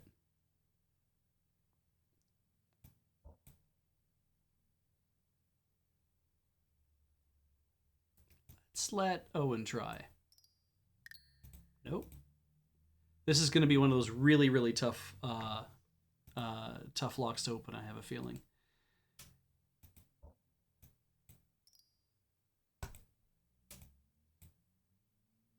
Yeah. I don't think any key we have is going to fit this.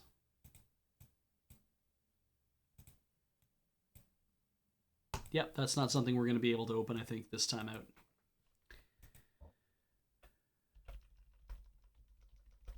Cool. Well, we found a neat place. Let's just mark the walls a bit.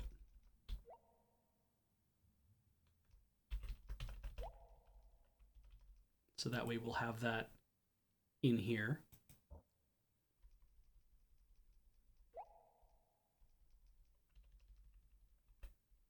Long hallway. Let's go this way.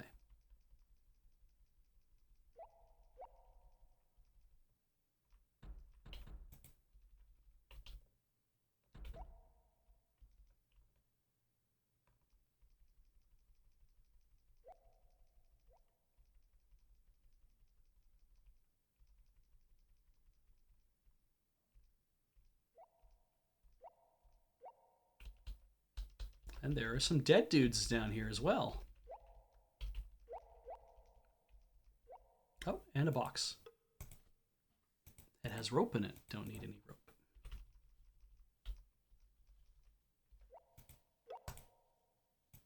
7%. And spoiled. Actual rations. Look at that. So, from 7 to 93.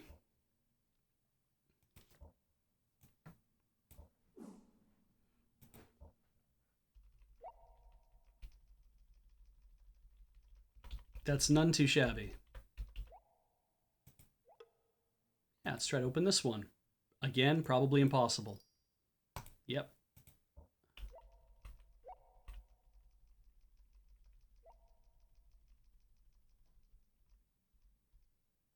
Ah.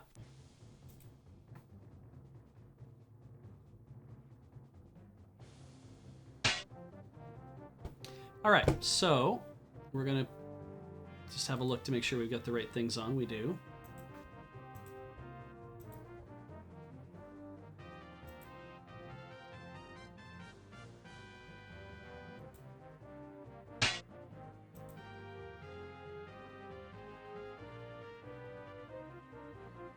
Owen moves here.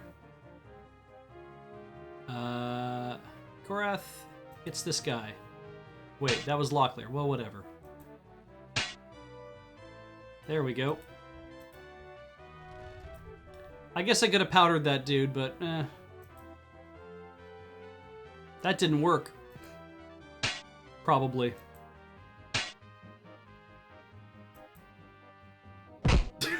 Yeah, Owen gets the kill.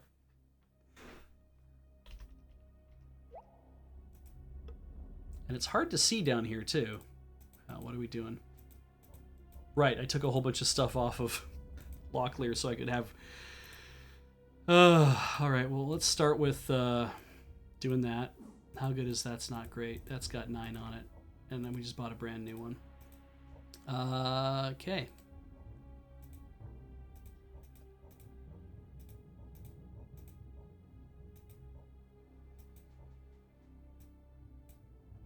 Polish and discard. Let's make some room for some more stuff here. Give him all of that. Give him all of that.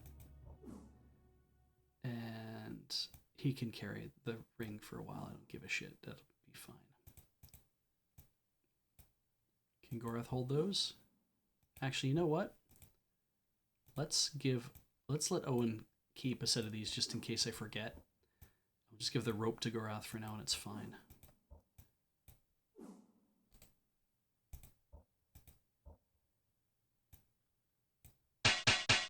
Cool.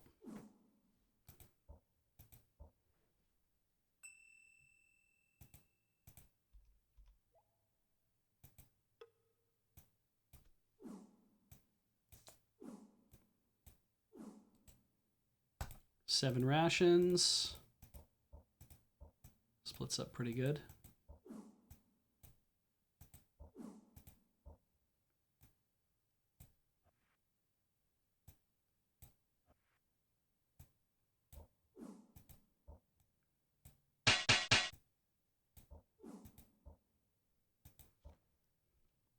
This guy over here.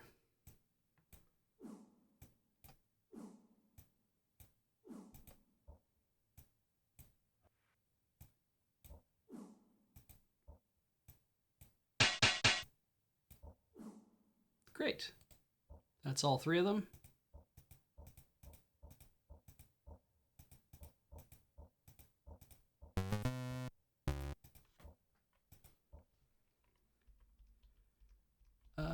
We'll go this way. Hang on, have we been here before? No, we have not. Okay.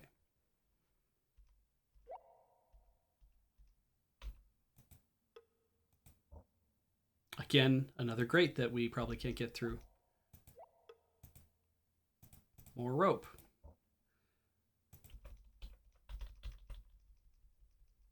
Ah, someone whistled. Turning around, Locklear felt a stone sink in his gullet, fearing that they had left themselves open to attack by yet another band of Nighthawks. To his great surprise, a familiar friend stepped from the shadows. Oh, he didn't have a voice.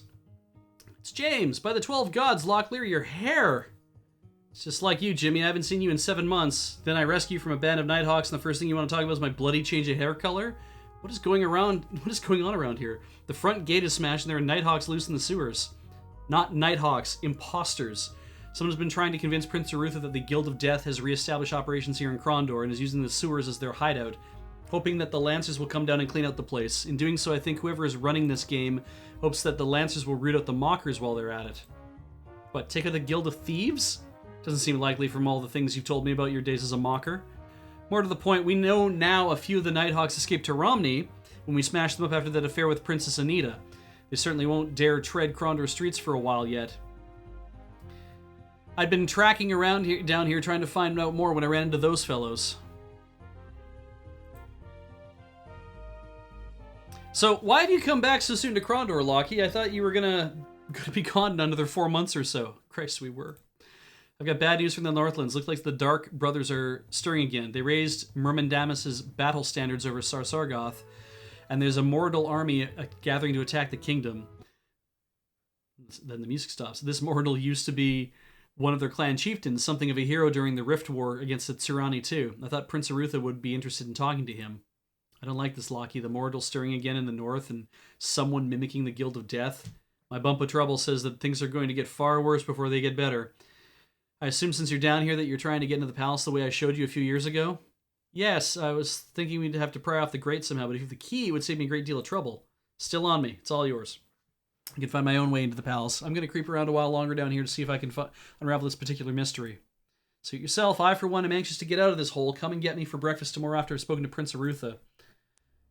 So, literally, I think at this point, I think we could unlock this grate, and we'd be good to go. We could probably unlock any grate, and it would probably take us to where we need to go.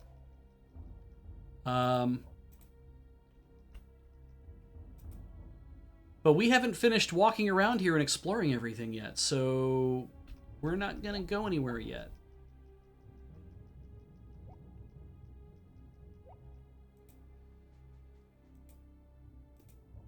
And we swung across, all to no avail, because there is no... Oh, we missed the rope sound. How much rope do we have anyway? 18, we're good. There's nothing over there. And this is the place where we need to get back to. It looks like that. Okay. I think we can figure it out. Well, I mean, if the you know how it is, if the Guild of Thieves is operating down here, maybe there is treasure down here.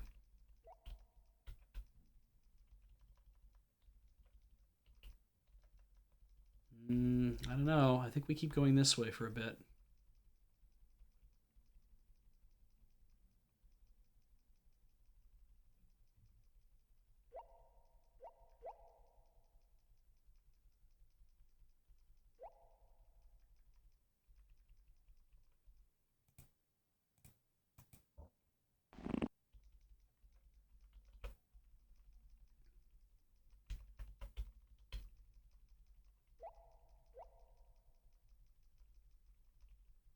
Yeah, I get the sense that every single one of these is probably going to be...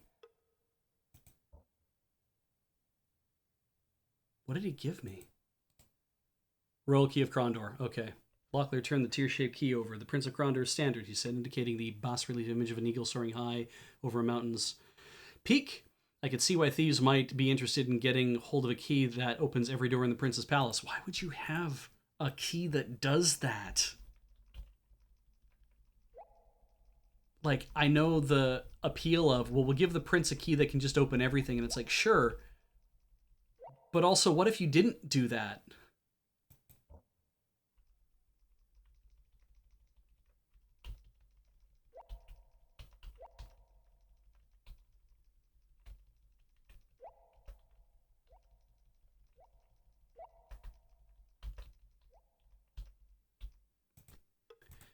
Hell yeah.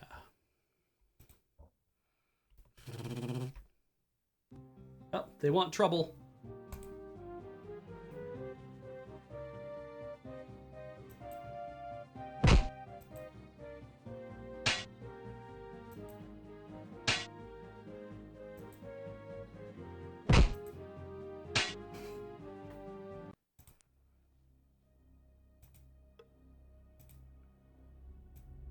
Hell yes. Are you kidding me?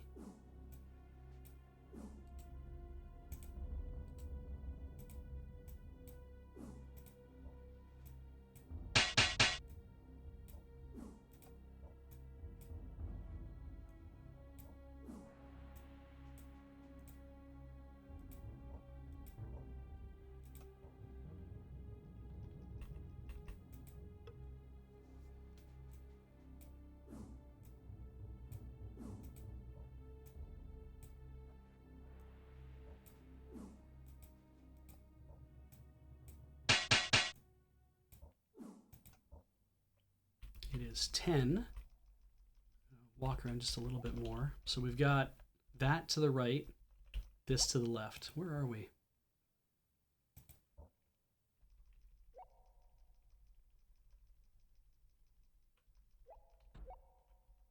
That to the right, that's a box. This to the left. We are not hooking up to any other passageways, so that's fine. Oh.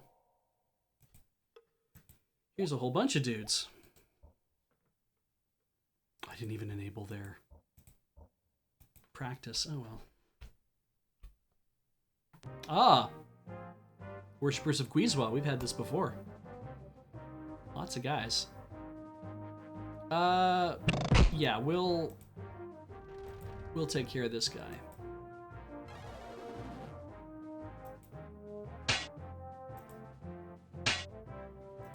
I'd like to think that Senior James saw us and was like, he's like, okay, cool. Like, Jesus, what are you doing out here? Also, what are you wearing? Where did you get that armor? It's like, we've been really busy. Holy, is that a great sword? When you left, you had broadswords.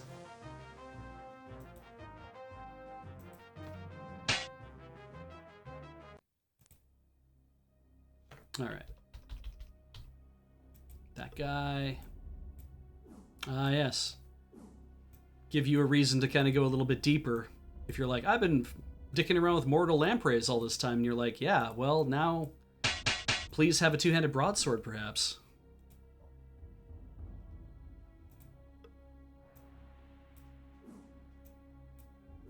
Definitely don't give a crap about the Dragonstone, really. It's funny because I'm sure that a lot of the additives that you can put on your armor and whatnot are probably great if you know you're going to be facing people who are using stuff like I'm pretty sure that the Nighthawks we face in later chapters are going to be walking around with Silverthorn poisoned swords and whatnot. So covering our armor in Silverthorn anti-venom is probably that's going to be maybe the best recourse we have to keeping ourselves safe. All right, so now we turn left down here. And there's a box. No, are you kidding me?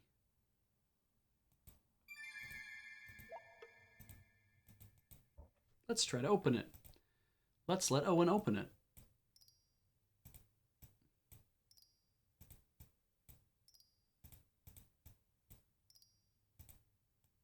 Yeah, when we face off against like real Nighthawks. Or I guess real Nighthawks? Probably they'll be for the sake of the...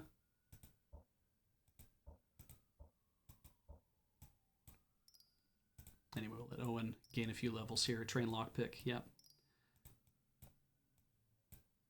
It is 10 o'clock, so here's what we're going to do. I'm going to take a break, run the commercials. We'll be back. You'll probably just, in the background, hear me lockpicking over and over, depending if I got to go get a drink real fast. So hang in there. I'll see you in a few minutes. Take it easy. And we're back with more Play It Forward. Lockpicking extravaganza. This is the Lockpicking Owen. And what I have for you today is a box that we found in the bottom of the sewers of Krondor. We had to kill a few followers of Guizhwa to acquire it.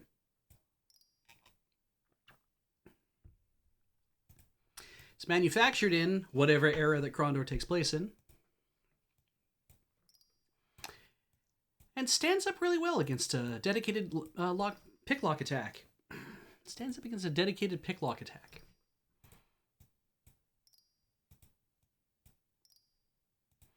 Going to apply some bottom of the keyway tension here using a wiper insert.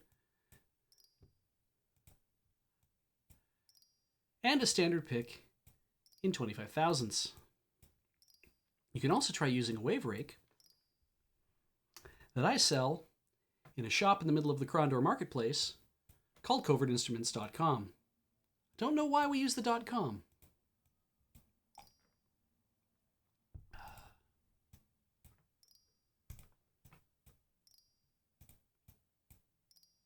If I crack this sucker, then we can get into the whole...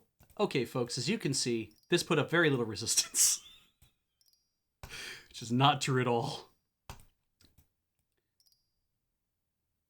Okay, folks, as you can see, this lock put up very little resistance. In the process, I've trained my lockpicking skill by at least 12%.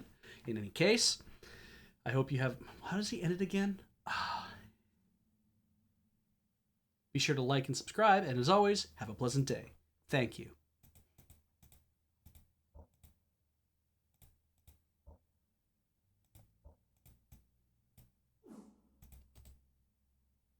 Skyfire! Well, Owen pretty sure he knows how to cast Skyfire.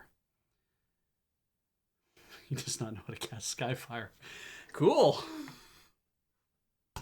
All right. Pretty sure Owen knows how to... He doesn't know how to do that. Oh, shit. Well. He now knows how to cast Skyfire. Frustrating thing, you can't click on things to figure out what they do. Maybe he did and I didn't know. I just don't know what the hell anymore.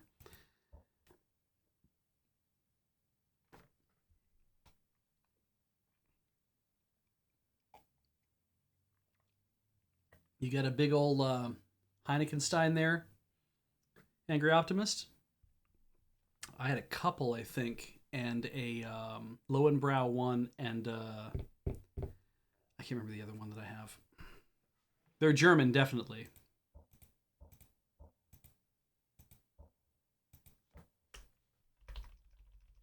All right. Nothing. Now what we do is we head back along this route, and we close in on the other things that we left unexplored. Bloop.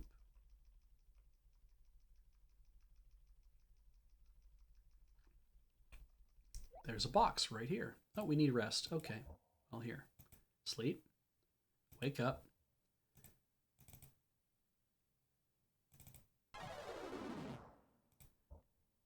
Coming on to put a little makeup.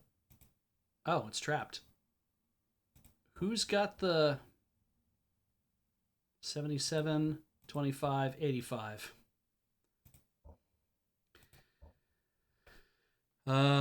Bookmark, just in case. All that for this. Whatever. This probably was easy to pick anyway.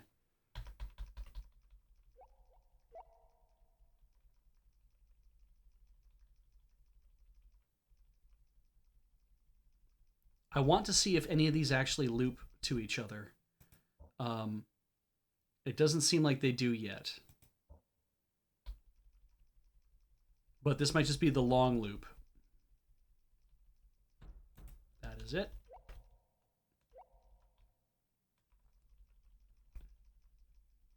Which means going this way. We're not going to get that one done, but we are going to come back into this area. So maybe I'll go forward from here.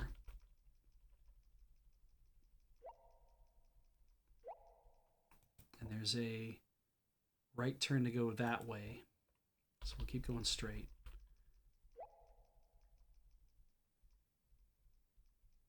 A big hallway.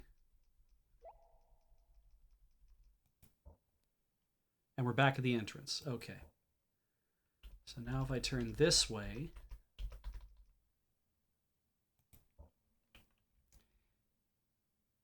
we've been down there. There's a couple places we haven't been along the rest of the route in the other direction, but we'll work our way forward from here.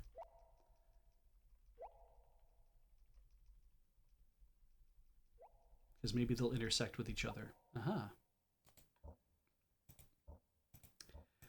I've been downtrodden, babe. I've been downtrodden, babe. Ever since the day we met. Ever since the day we met. Another fight. Oh. I would like you to not do that again. Yes, demonstrate the loop. Dungeon must concede.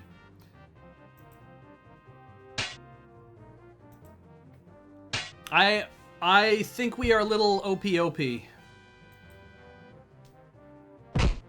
Oh, Jesus, this dude's a little tougher than I thought. That's fine.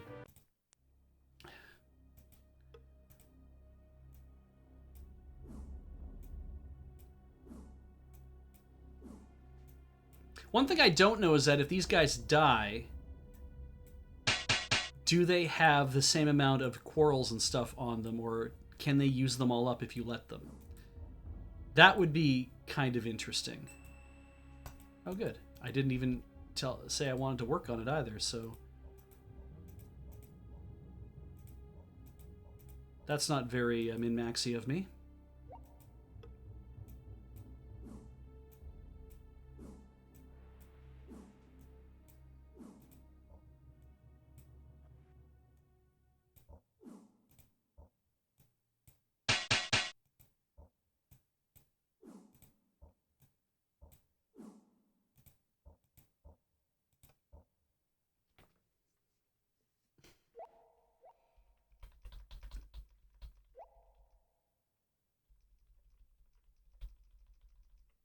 Okay. We're going to keep moving forward.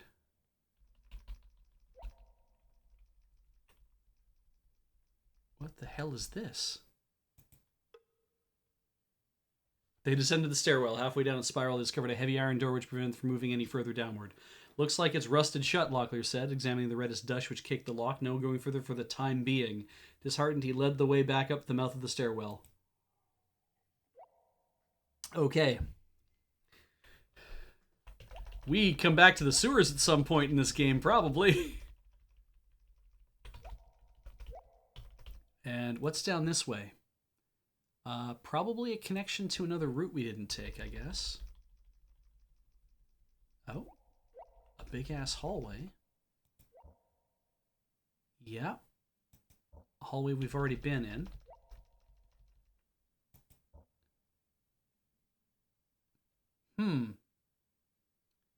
Well, you know what we'll do is we'll go straight from here.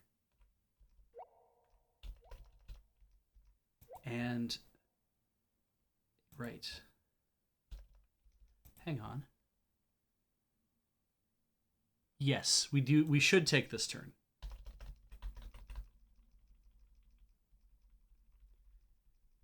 It is good that we take this turn. What's that say? Transport through these sewers is strictly prohibited. Official Kingdom business only. Swordmaster Corby. It is not any longer than that. That's cool, though. That's a nice little, like, wayfinding thing for us. Maybe we'll come back here and try to exit.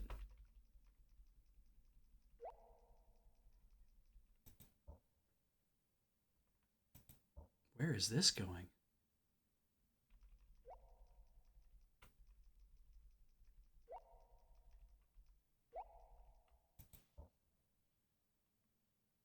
Oh, probably to that one. Okay.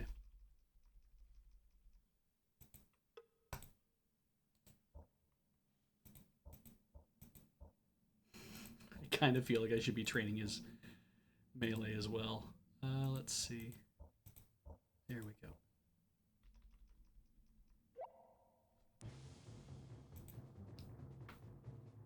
Great. I'm going to say the guy in the center. Locklear's going to take this dude and miss. That dude's just going to fall over. What's Owen going to do? Ah, he's gonna blind the other guy.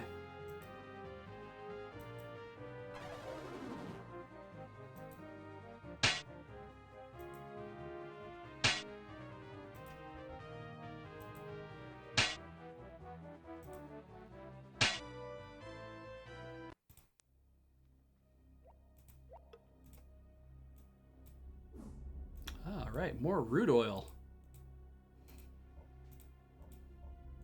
Might as well use up this guy's stone. If only you'd sharpened your weapon. Hang on a second. Let's turn the graph back on.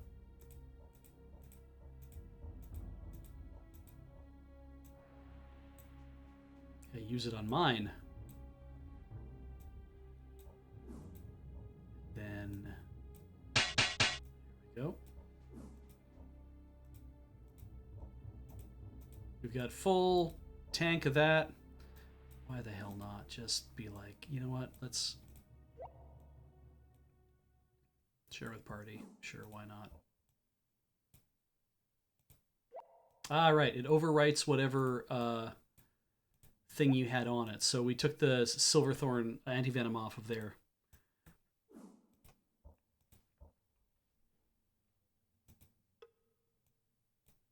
Some True Sight tea on a guy who didn't have a bow, which is weird.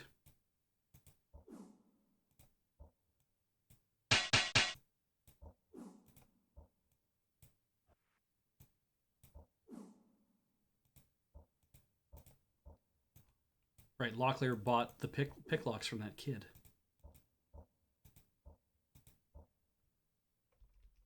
I bought the picklocks from that kid.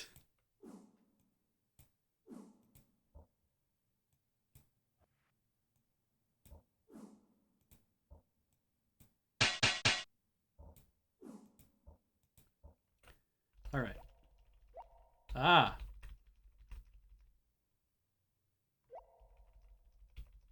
Okay, let's look again here. Christ, no. It is trapped. Yes. Should have saved before that. Oh well. Skin of the Dragon. Already got that. 99% shell is not a bad shell. Take this and sell it? Leave it here? Leave it here? Who cares? Okay, so from here, the this route hooks up to the other one. So let's just do that.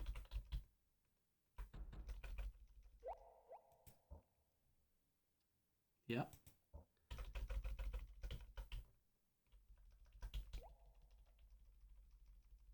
And this one goes where? Probably up to the other one that was going that direction.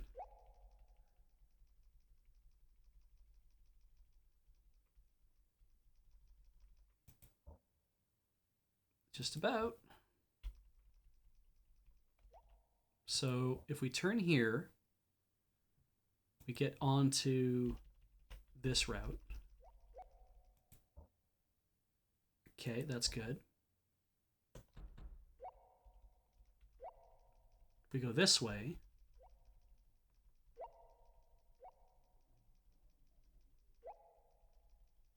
dead end. Oh, nope. Some more shells.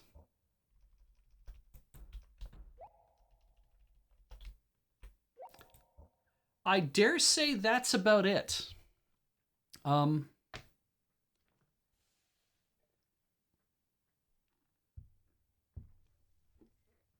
Let's see here.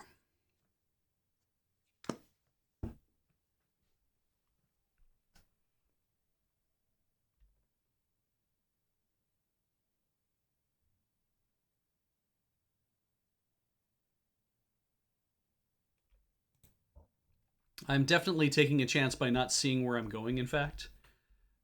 Let's just try going up this one. Sure. Oh. The royal key doesn't fit. So that one doesn't work. I think we have to go back to the one that we found James at. And that's going to be the one on the absolute left, I think. We can try all of them.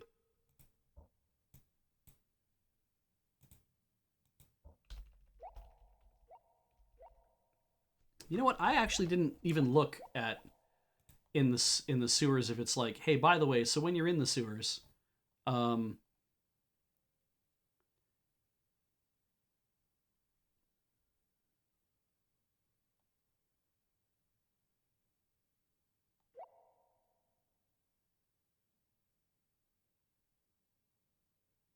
just to see in case there's a thing where it's like, oh yeah, you can definitely go up here. Any of these, you can go up any of these spaces. I'm just going to see if there's actually a map. Oh, James is in the upper right.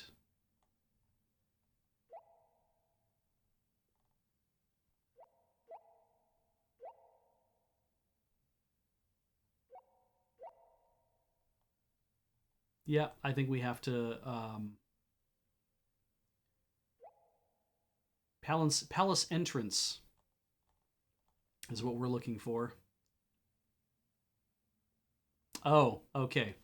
No, the one we need to go to is in the upper right-hand corner. It is over here. This one? No, I think there's like another one over here somewhere. Wait, maybe it is this one. It's this one here. That's the one we have to get to. Fine, we'll sleep.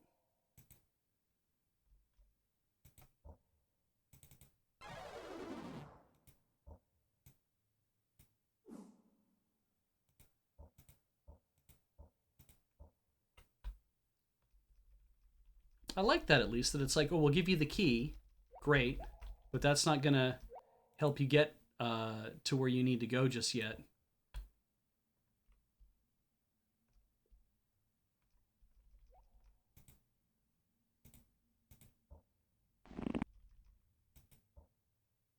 This is not it. Does it go anywhere at all? It does not fit. It's kind of too bad. I wish it would be a little more clear about, like, you know, that you could actually leave. But this should be the one that gets us out of here. Is this the one that had the signpost in it? It is not. All right.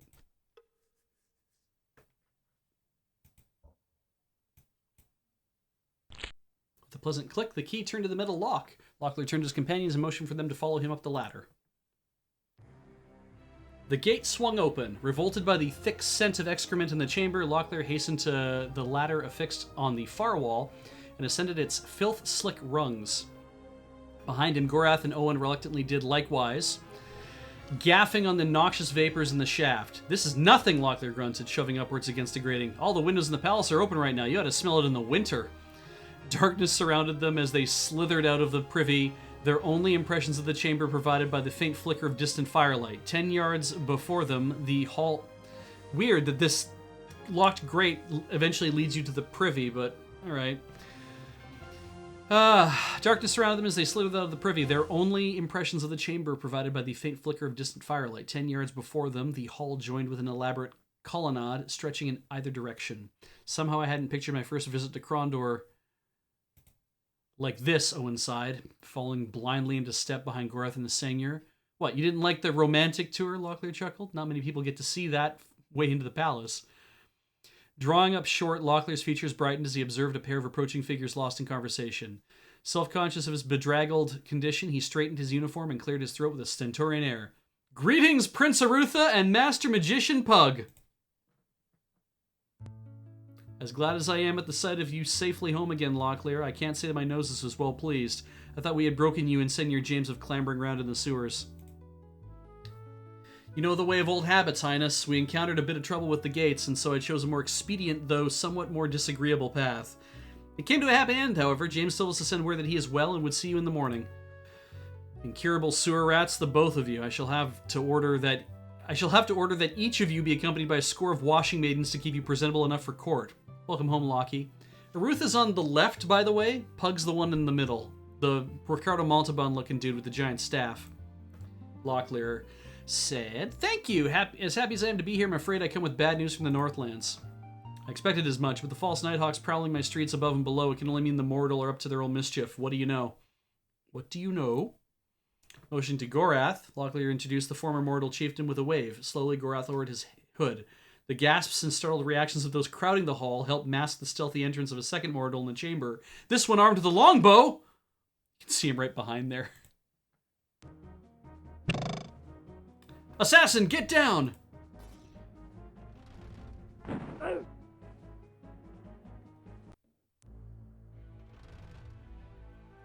Chapter 2, everybody. A whisper led him through madness. He stumbled forward with unfamiliar feet 10 times too small to belong to a warrior. There were lights on the hills around him, fires, voices shouting through the downpour of sloshing hoofbeats. He reached for his sword, then remembered that he hadn't a sword that night. He had only been a boy of 12, midsummers, only a boy, and yet he led the ragged remains of his father's tribe. Who leads the mortal? The whispering voice insisted in his head. I must see more. Years. A river of men coursed together in a bleeding tide, and he was amidst them. Screams rang. A howling figure silhouetted himself against the moon and brandished a bloody sword aloft. The wolfish figure screamed words of wrath and damnation as he cleaved his way through his mortal brothers. He was Delicon, formal general of Myrmendamus, leader of the unified tribes of the Northlands. And he was the enemy. Gorath! The memory detonated into a million fading thoughts, each fleeing after the faint echoes of a weak whisper. Before him now there was a new image, the face of a fair young girl whose pale blue eyes watched him with weary interest. There were others, too, all seated like himself around a polished council table, all studying, all dissecting, and Gorath was the object of their scrutiny. I cannot find the truth, my prince, the tired girl whispered finally, quietly.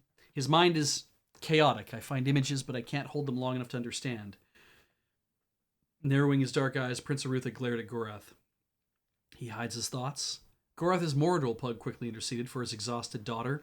Even with Gamina's exceptional talent for sensing thoughts, his mind may have many innate psychic defenses. I may need to send for one of my advanced students. No need to disturb studies, Master Magician Pug. The mortal speaks truly. Council members exchanged surprised glances, then turned their attention to the aged magician sitting next to Pug. Lowering his eyes, the man made a dismissive gesture. Forgive me, I do not mean to presume, but I have looked into his mind as well, Makala continued. War in the kingdom would have many wide-ranging effects, not the least of which could lead to a disruption of trade between our two worlds. My Emperor of I hate saying this.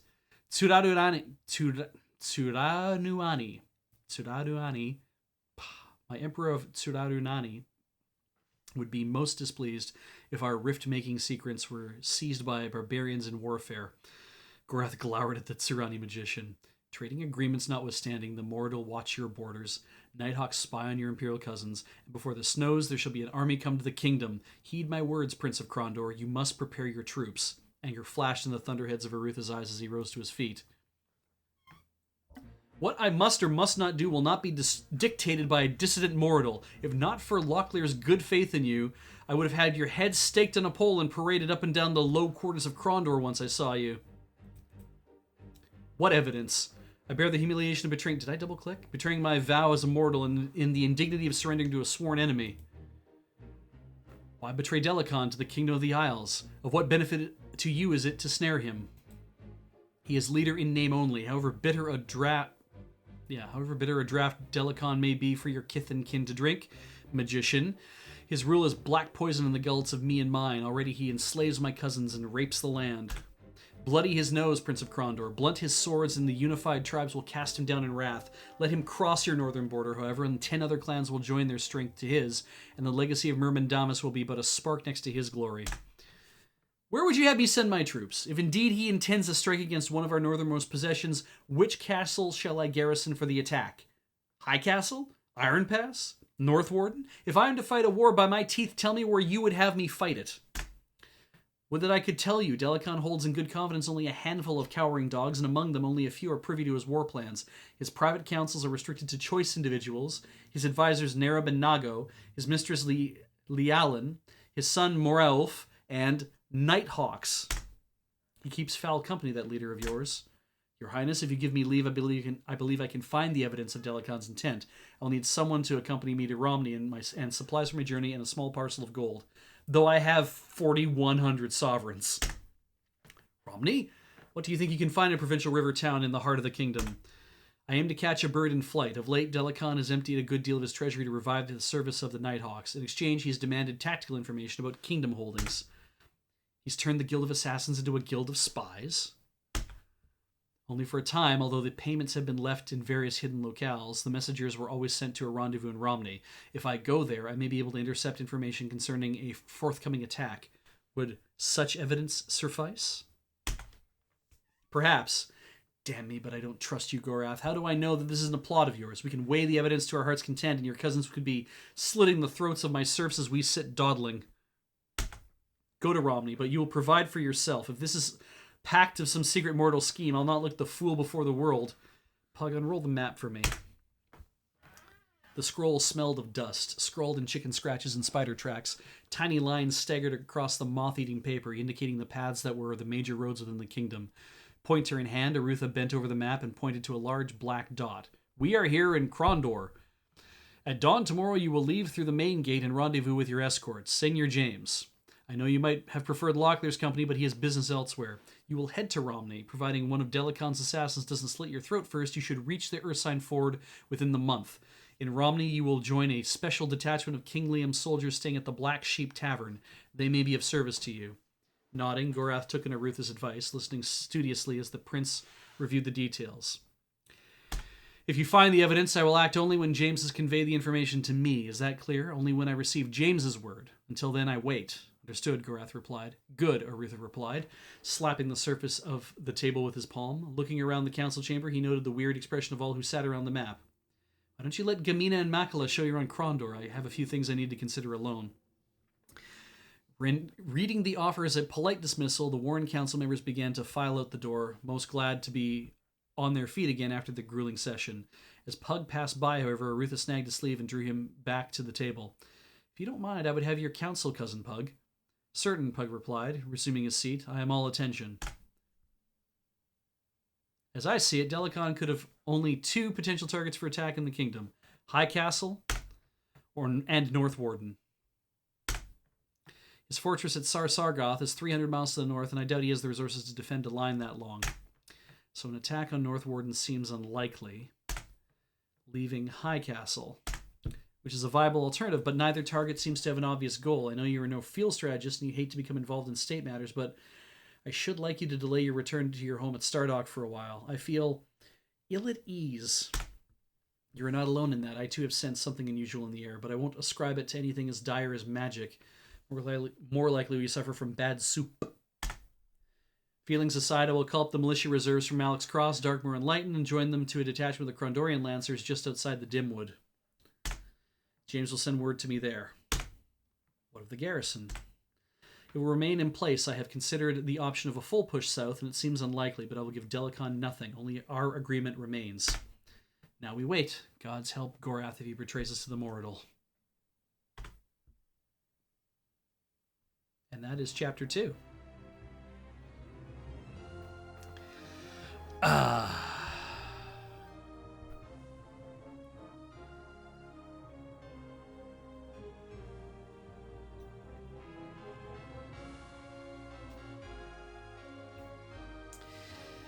All right.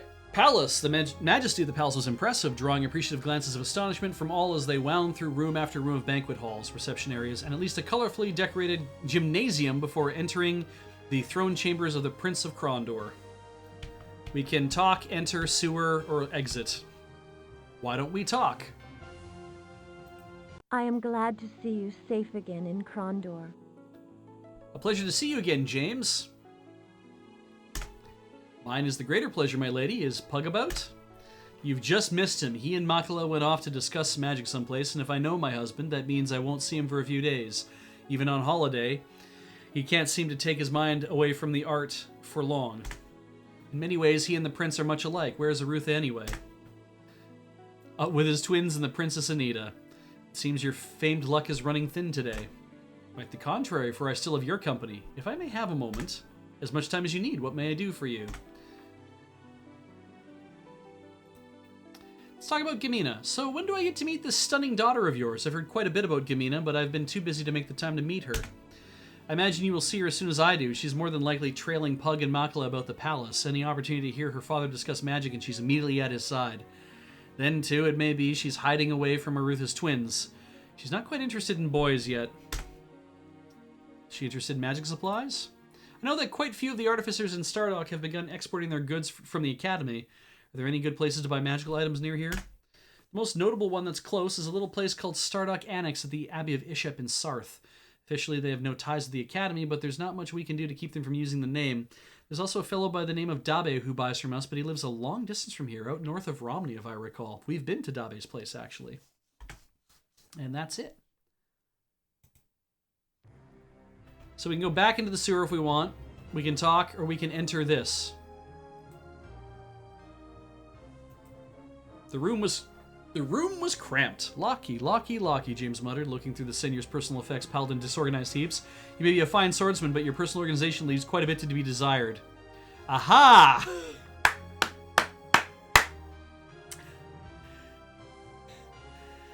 I didn't know this existed. When we played this game previously, we just straight up exited, I think, or went down the sewer or something. I don't remember us actually ever taking any stuff.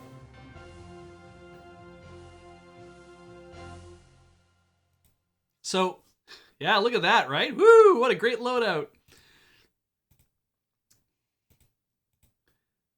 Meanwhile,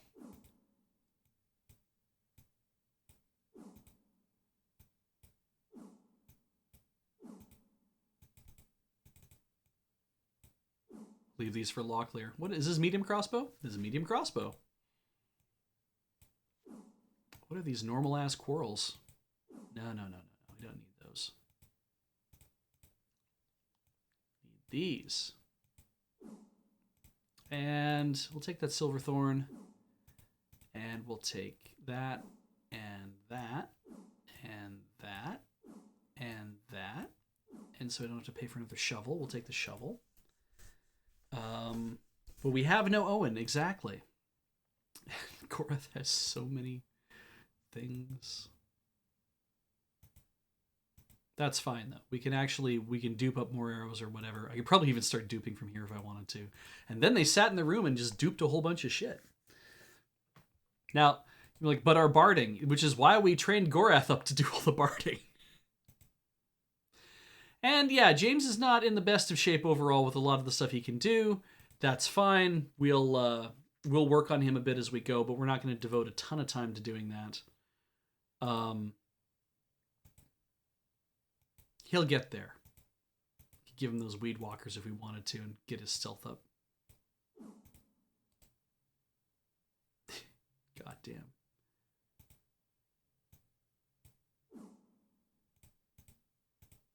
So hold on to those torches briefly. And he has 8 lockpicks. But it's funny because Jimmy the Hand, this is James here. Once known as Jimmy the Hand, Seigneur James is the son of the Upright Man, the leader of the Thieves Guild in Krondor, though James is not aware of his true heritage. Spoilers.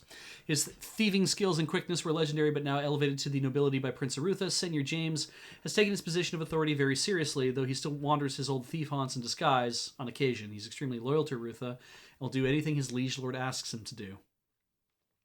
So, yeah, Upright Man is in the Amulet of the Upright Man. Yeah, carrying that thing that gives you better lockpick. Yeah, he's the son of the Upright Man, who Liam even talked about him, right? So, yeah, this is a good start. I keep thinking I want to trade that out.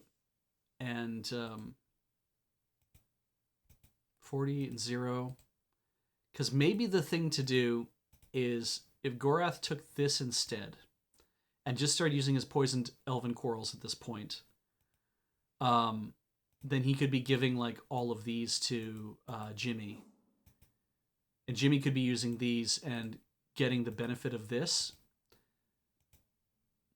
However, the Elven mod means that technically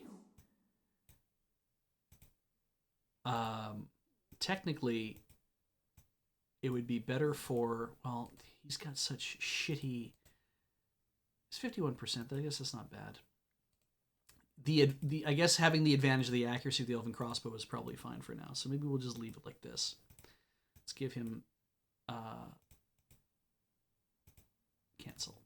Let's give him the poison crossbow or the poison quarrels. Give all the flaming ones to Gorath.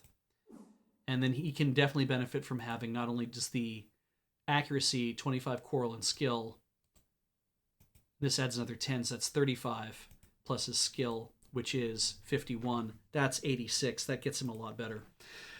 There is a lot, like, changing people and getting to meet characters and stuff. Pug in my brain, since I played this first, Pug looks like that in my brain whenever I've read all of the books, and I have no idea if that's actually accurate representation. Arutha to me is also, as a young man, has a big ass beard, just because I get the visual locked in my brain. But really interesting, I think, because I think it's interesting because it's like knowing these things and then going back and reading the books and being like, oh, I know all this stuff. And now I know who has plot armor because I know I see them in Betrayal at Krondor, right? But the books are still a really good read, and actually getting to learn, how does Jimmy the Hand become a young boy, the son of the Upright Man, and nobody knows that, and then so it's kind of like, well, you know that reading the books, and then like he becomes a senior, but it's like, how does that happen? And it's like, in that case, it is kind of interesting to see how these things happen. So what do I want to do here as well? I think we're probably fine without some of these things. I'll take that just because. Exit. Sewer. Exit. They could be seen. James halted the party to consider. Let's not give Delicon any more help than he needs. If we leave through the palace's main gate, we might as well have trumpeters going before us announcing the fact to everyone within Kingdom of the Isles.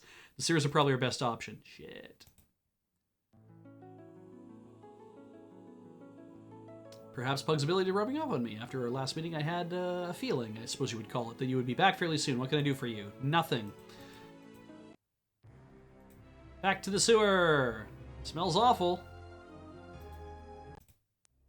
That's fine, though. Gonna need those torches. Now, thank cripes. That's not gonna help. Let's go south, make our way out of the building.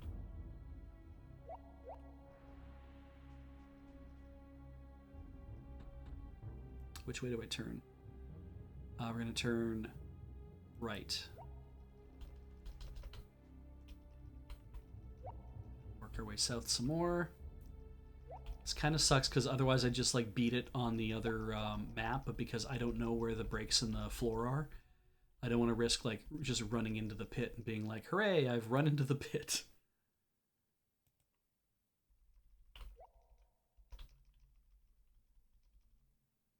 Also, I'm pretty sure we still have a royal key of Krondor. That's weird, but I guess we're going to have it now on the road. Who had the tuning forks? Well, Gorath has a tuning fork. So if we run into trolls for any reason, we've got a tuning fork on us. Is it west? Yeah, it's west to get out.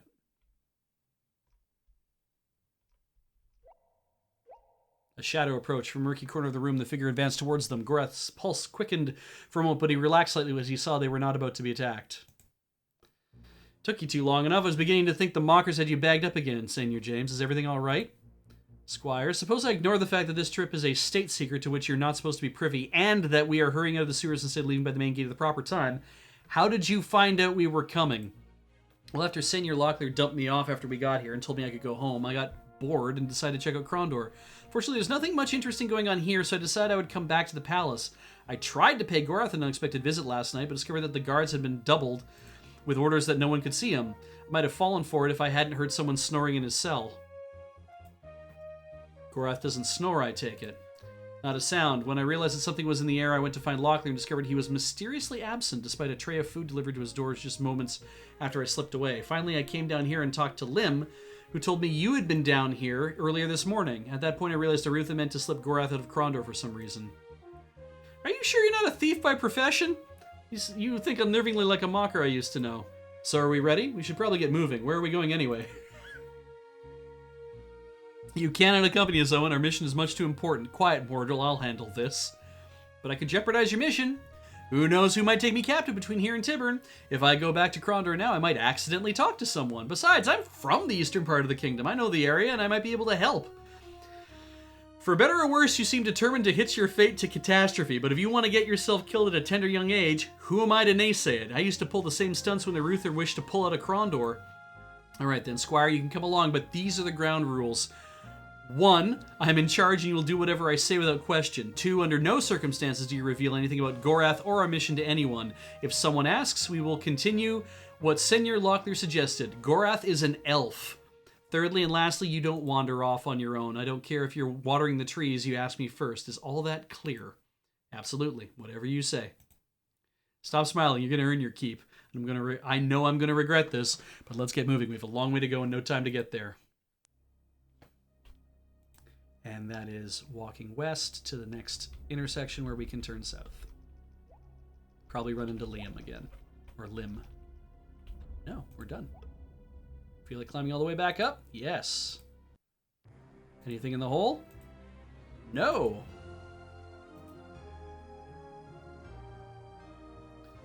So, let's go to the inn briefly so I can get a good look at our stats one more time. 51, 51, 56, 56.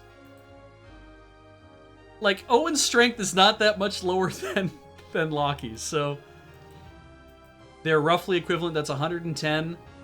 He's got 107. But, Jimmy. Jimmy is fast, though. He's going to be able to wander around a lot. So, let's get you right set up proper. That's going to be good. And let's see. Of course, Owen's got all of his stuff, including this amulet, which you might just give to James, which will be funny.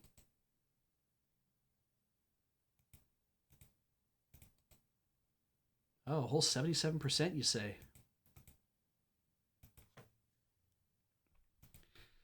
That's fine. 2 Ring of Prandur. We're gonna get rid of this frickin' torch that's still lit. Nope, can't hand it off though.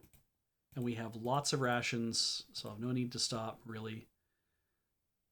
And actually, can I bard because it's a new chapter? This will be interesting. I don't need to actually turn those on for these guys, but let's see what happens if we do this.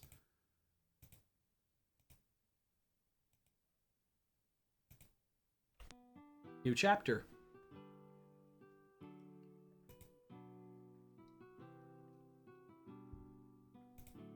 $189 sovereigns.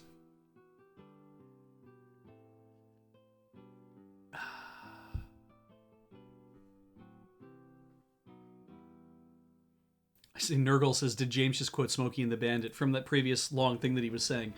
Almost assuredly. I mean, because why not? Let's talk to Nivik. James grinned. Seated behind one of the benches was an old associate, Nivik, Lord Minister of Finances of the Western Realm. A loyal subject of Verutha, he had befriended both he and Senior Locklear during their scramblings about in Krondor streets and had taught the both of them a good deal about the workings of the kingdom's finances. Looking down the considerable length of his nose, he greeted them cheerily. Hello, old friend.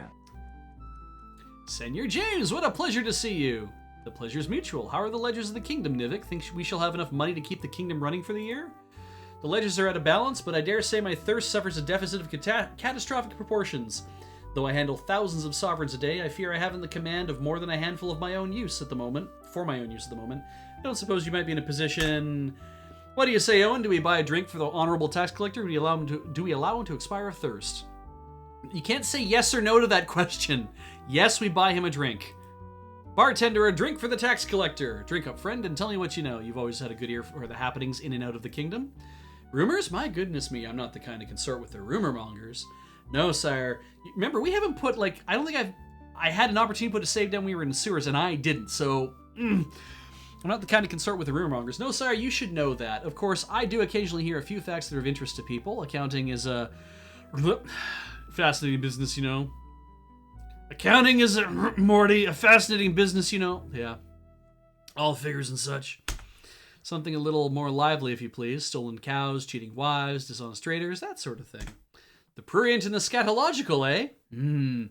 Let me think on it. I believe I heard something last week. At least, I believe it was last week. Maybe it was the week before that. It couldn't have been before that annexation of Malix Cross. If you please, Nivik, Morty, we'd like to get out of here before tomorrow. I would be most pleased to accommodate you, but it seems that my mouth has grown a bit dry. What do you say to buying me another drink? No, that's much better. What was I saying? Oh, yeah, about this story. There was this fellow that lives near Sethanon that had filed 3 new claims on land in the past year. 3. You understand that? Is there something suspect about his purchases? Oh, selections of lands are nice enough. Prime pieces of land, matter of fact, but he's without a title. How's a person of ignoble birth managed to buy 3 prime estates? Tell me that. What was this fellow's name? Perhaps we should look into it. What kind of question is that now? You think I carry my ledger about in my head? I mean, you might as well ask me the name of Prince Arutha's wife. You mean to tell me you can't remember Princess Anita's name? No, what is her name? You were telling me about the man near Sethanon. What else do you know about him? Tell me about the man. I think his name was Fibber. Nah, that's not right. Not right at all. Fleeper, Monk's Finger, Maps Flipper, Fever, Maxi Fever, that's it. You know, I'm really, really getting tired now. Maybe I should go home. There's still just a few things I need to know. I think you can hold out for just a few more minutes? Sure, I can do it. I need something else to drink, though. Ring. That hit the what? I suppose you mean that your drink hit the mark. Why don't you tell us a little more about this Max Feber character? No, that's boring. Let's talk about the last year.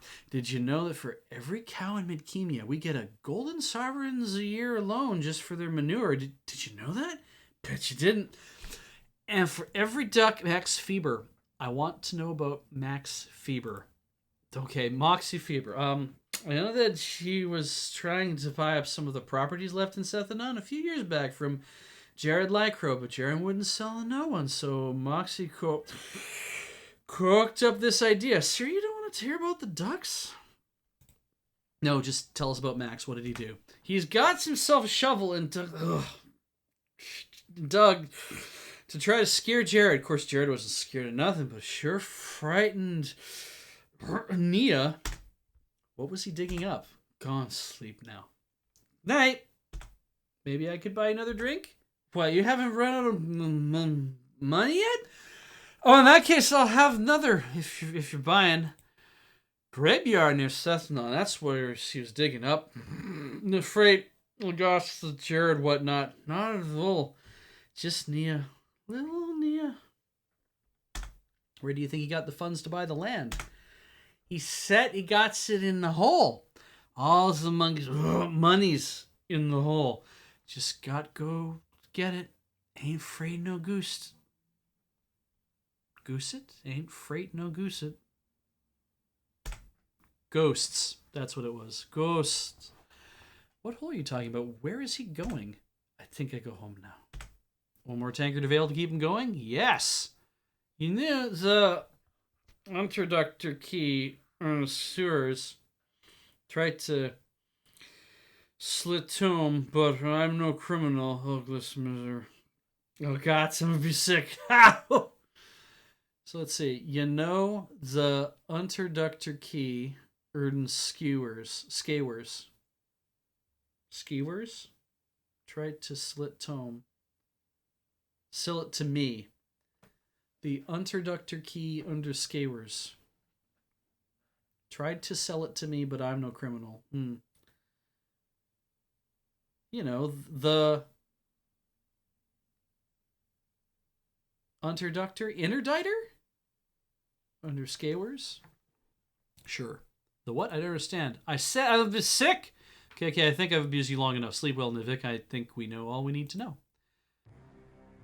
Talk to him again? Oh no, he's ill. Slumped on his bench, he gazed into open space, his monocle fogged and his features slack, and seeing James, he seemed to pale somewhat. Just let me die, gods! Still hungover, Nivik? Not so loud, please. I'll just leave a poor old soul to die. Sure you don't want to drink? I want you to know that I hate you to the depths of my being right now. The bitter sea isn't as deep as my loathing for you. So I take it you're not in the mood for a talk. Go fall off the edge of the world, quietly, just so long as you don't make any sound doing it. Goodbye, James. Take care of yourself, old friend. No, just not interested in barmaid. No, we're off, I think. Yep. Nothing else to do here. Shop. That's the inn. Shop. Yes, Market District. We're gonna get ruined here. Not interested in any of this. I mean, I guess I could buy that emerald and just have one now.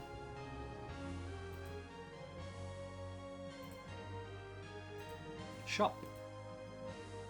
Any repairs to be made? Sure. Bang, bang.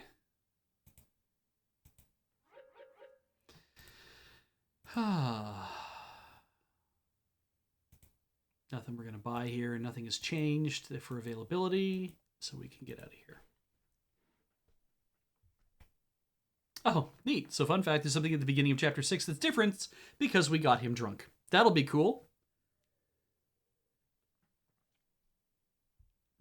I'm hoping that by talking to him and getting all the information that we have indeed set him, we have caused a thing to happen. Like we've set a proper flag. Go to the palace. Yeah, don't go back through the gate. After all the trouble we went through to avoid being noticed, don't you think it'd be a bit stupid to stroll back to the gates? James fumed. Let's get headed to Romney before we're spotted. And the party's barding ability increased. I mean, James's barding ability probably increased. It did. 31%. Good for him. Everyone else is fine. And sleep until the morning. So, of the available routes, yes, let's put an actual save down. It is 11 o'clock, and starting Chapter 2, I kind of feel like... Can I save number 40? Nope, game cannot be saved. I collect and go remove that game. Yes. I can save 40. Let's just double check to make sure that's there. Save game. It is. There it is at the top. Neat. Okay.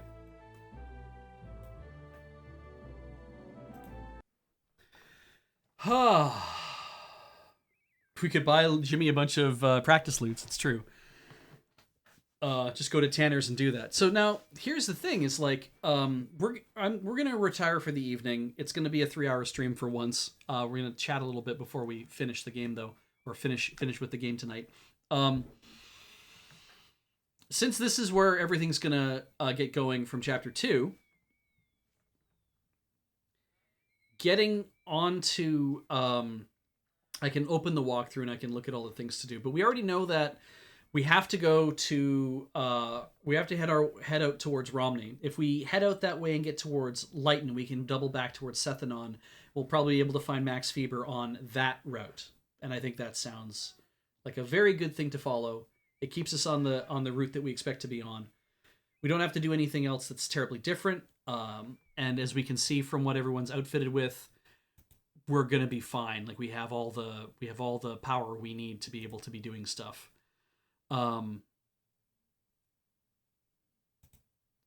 So I think where this leads us is, let's go look at the maps.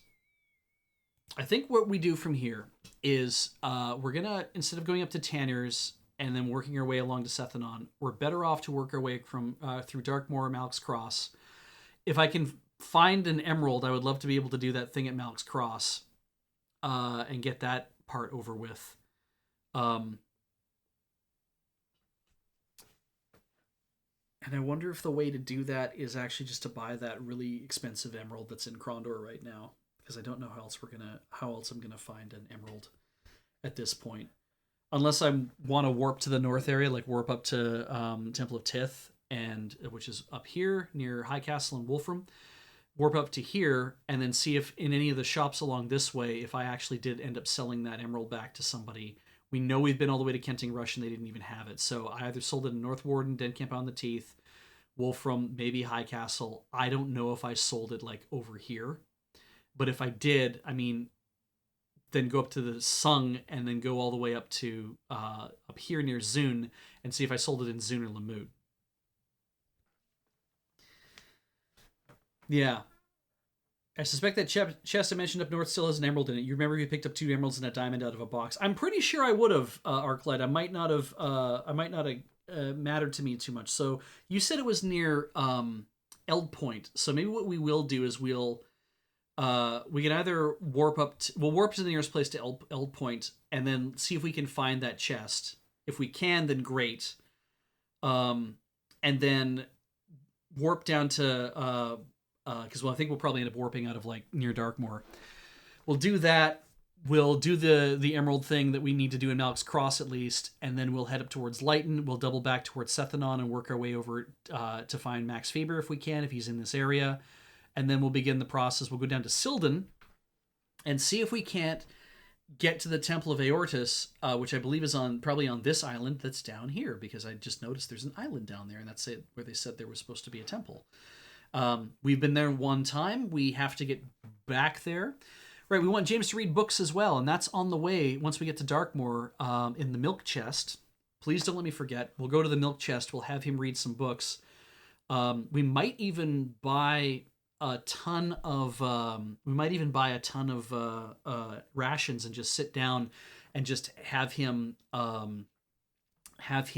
read a bunch of books to see if we can't get his levels to kind of go up in a bunch of different things as well.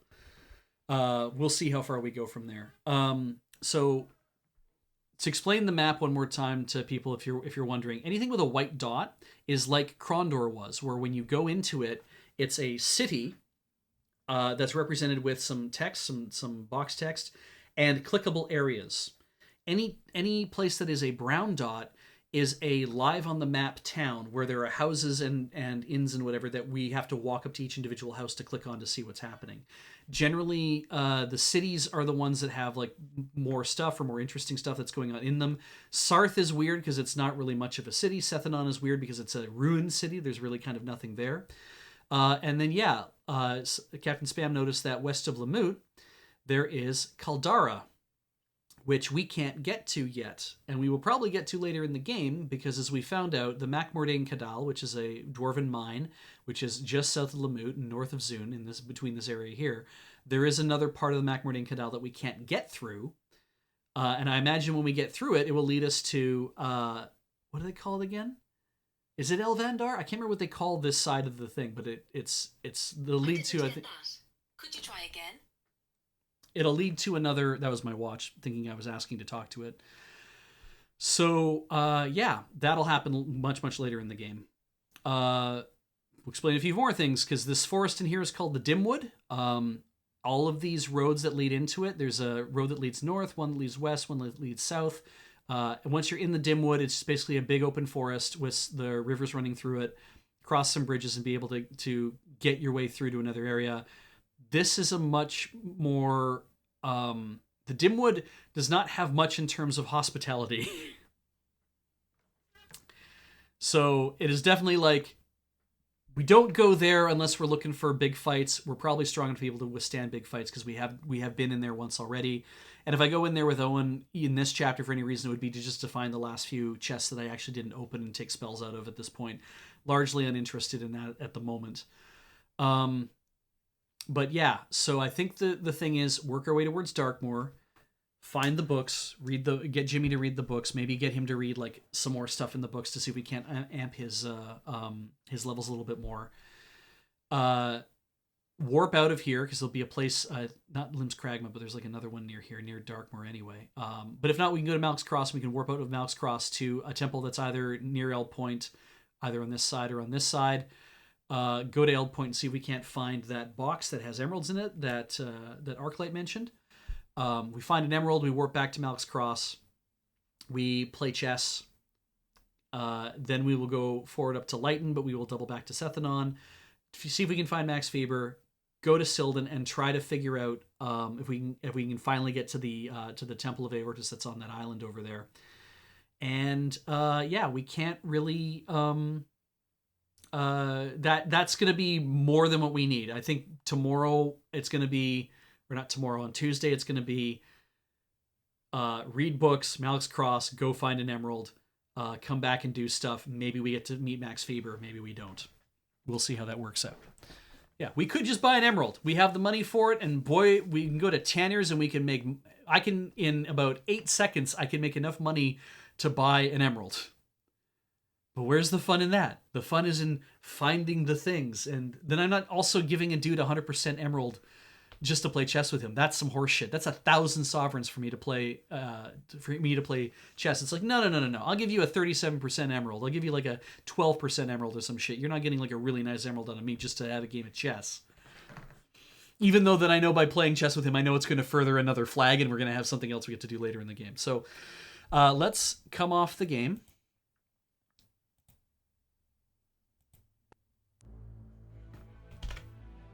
A fine time was had by everybody, I hope. At least by me it was. And we're going to wrap for the evening. And I want to thank everybody who's joined me on Play It Forward tonight. We've been playing Betrayal at Krondor here on the Loading Ready Run Entertainment Network. I'm Beej, by the way. We have just finished Chapter 1. That's great. We just finished Chapter 1. Now we begin Chapter 2. We did all of the introductory stuff. There's way more introductory wandering around and shit. Now we are on the road. We're getting ready to go do the thing we have to do. So that feels great. 9 chapters to go. Hope they're fast. Want to thank everybody who has been backing us here on the YouTubes, as it were. If you're watching on the YouTube VOD channel, go to our main channel, youtube.com/loadingreadyrun, and you can subscribe to the channel, but you can also subscribe to YouTube memberships. It's a way to actually give us some money if you like supporting the channel. If YouTube is your way that you wish to do that, that is a way to do that. There are a myriad of ways to do that. Apparently Spotify has subscriptions for podcasts, like paid subscriptions now, and it's like, that's a new thing. I don't know if we're going to do that or not. Well, I guess we'll talk about it, but I don't even know if people are liking to use that kind of stuff. You can also back us on our Patreon, patreon.com/loadingreadyrun. There's so many people backing us on the Patreon, and I want to thank all those people for doing that, because all the money that is coming to Loading Ready Run, again, keeps our lights on, puts foods on table, pay rent, pay mortgages, pay for the moon base. All very important stuff to keep things operating. And I can't believe this is a real job. Sometimes it's just like, I get worn down with the amount of stuff that's got to be done, but you know what?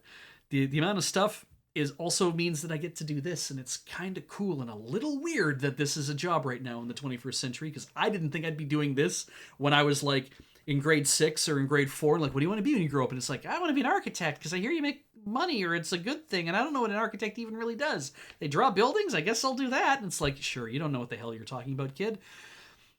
This was not an option back in the day. And I want to also thank everybody who is backing us on Twitch. We just thanked a ton of them on Loading Ready Live earlier today, and there's more that came in. So yeah, here's some people. Nigoki for 27 months, yelling out button. Blip 2004 for 29 months. Elihu Aran for 66 months. Lawrence 72 for 47 months. Angry Optimist for 53 months, saying there's nothing quite like the satisfaction of breaking a game in half. I agree. Asoxa for 50 months. 50 is a number. And you said money well spent. It says, well, money will spent. Hi, Beach. Hi, Asoxa. I want to think, I almost want to say Ahsoka, but it's not Ahsoka. Anyway, Narayan Kotiai. Yes, Kotia. Narayan Kotia for 17 months, a prime number. And Xantos69, always showing up to drop 50 bits on us. Thank you, Xantos. I appreciate that so much. A lot of you guys tonight, I really appreciate that. And it's been a blast. I want you to stick around. Not now. You can go to bed or do your day or wherever it is you're from. Sunday is Rhythm Cafe. We're going to start with Rhythm Cafe at 1600 hours Pacific. I don't know what they're playing, but that'll be followed at 1800 hours. Is This Your Card with Ben Wheeler? And then leading into Monday, there is the Can't Draw Horses Club. Corey will be hosting that with whoever she's bringing in to guest. And then on, I believe Dice Friends follows that, leads us into Tuesday with your standard lineup where it's Mine O'Clock, Let's Nope, or Mine O'Clock Talking Simulator, Let's Nope. I was going to say Let's Nope Talking Simulator. That's not how that goes. And then I'll be doing my next stream of Play It Forward. And there's all sorts of things you can see happening here on Twitch. It's loadingreadyrun.com/live gives you that schedule. And I believe we'll even figure out what time zone you're in and try to and actually show you based on your time zone. Here's when everything is happening in your hours. I say 1600. That could be 2300 where you live. I don't know. But I'm done. So have a good night, everybody. I'm going to have a good night too. As always, stay safe, stay healthy, stay inside if you can. Get that vaccination when it shows up. And hopefully soon everybody's going to get vaccinated. We'll get a little more back to normal than we were. Wear that mask. When I get back to normal, I'm gonna keep wearing my mask, I think, just because I haven't had a flu or like Paxpox or any of that stuff. And I'm like, if part of that is just coming home and washing your hands and then also like wearing a mask when you're in like public places. Like I always thought that I was like, the Japanese do that all the time and they come home and they always wash their hands. And then I found out when you have kids that at the schools, they tell the kids when you come home, always wash your hands. And I was like, that's just a thing that's kind of inculcated for people that you come home, you go into your thing and you wash your hands. And I was like, that seems so weird to me. But it makes so much sense now that I've made it through however many months and I haven't got COVID. That's really good. So I'm pretty pleased about that. So yeah, stay 6 feet away from your face. And yeah, I will see you again later. Have a lovely night.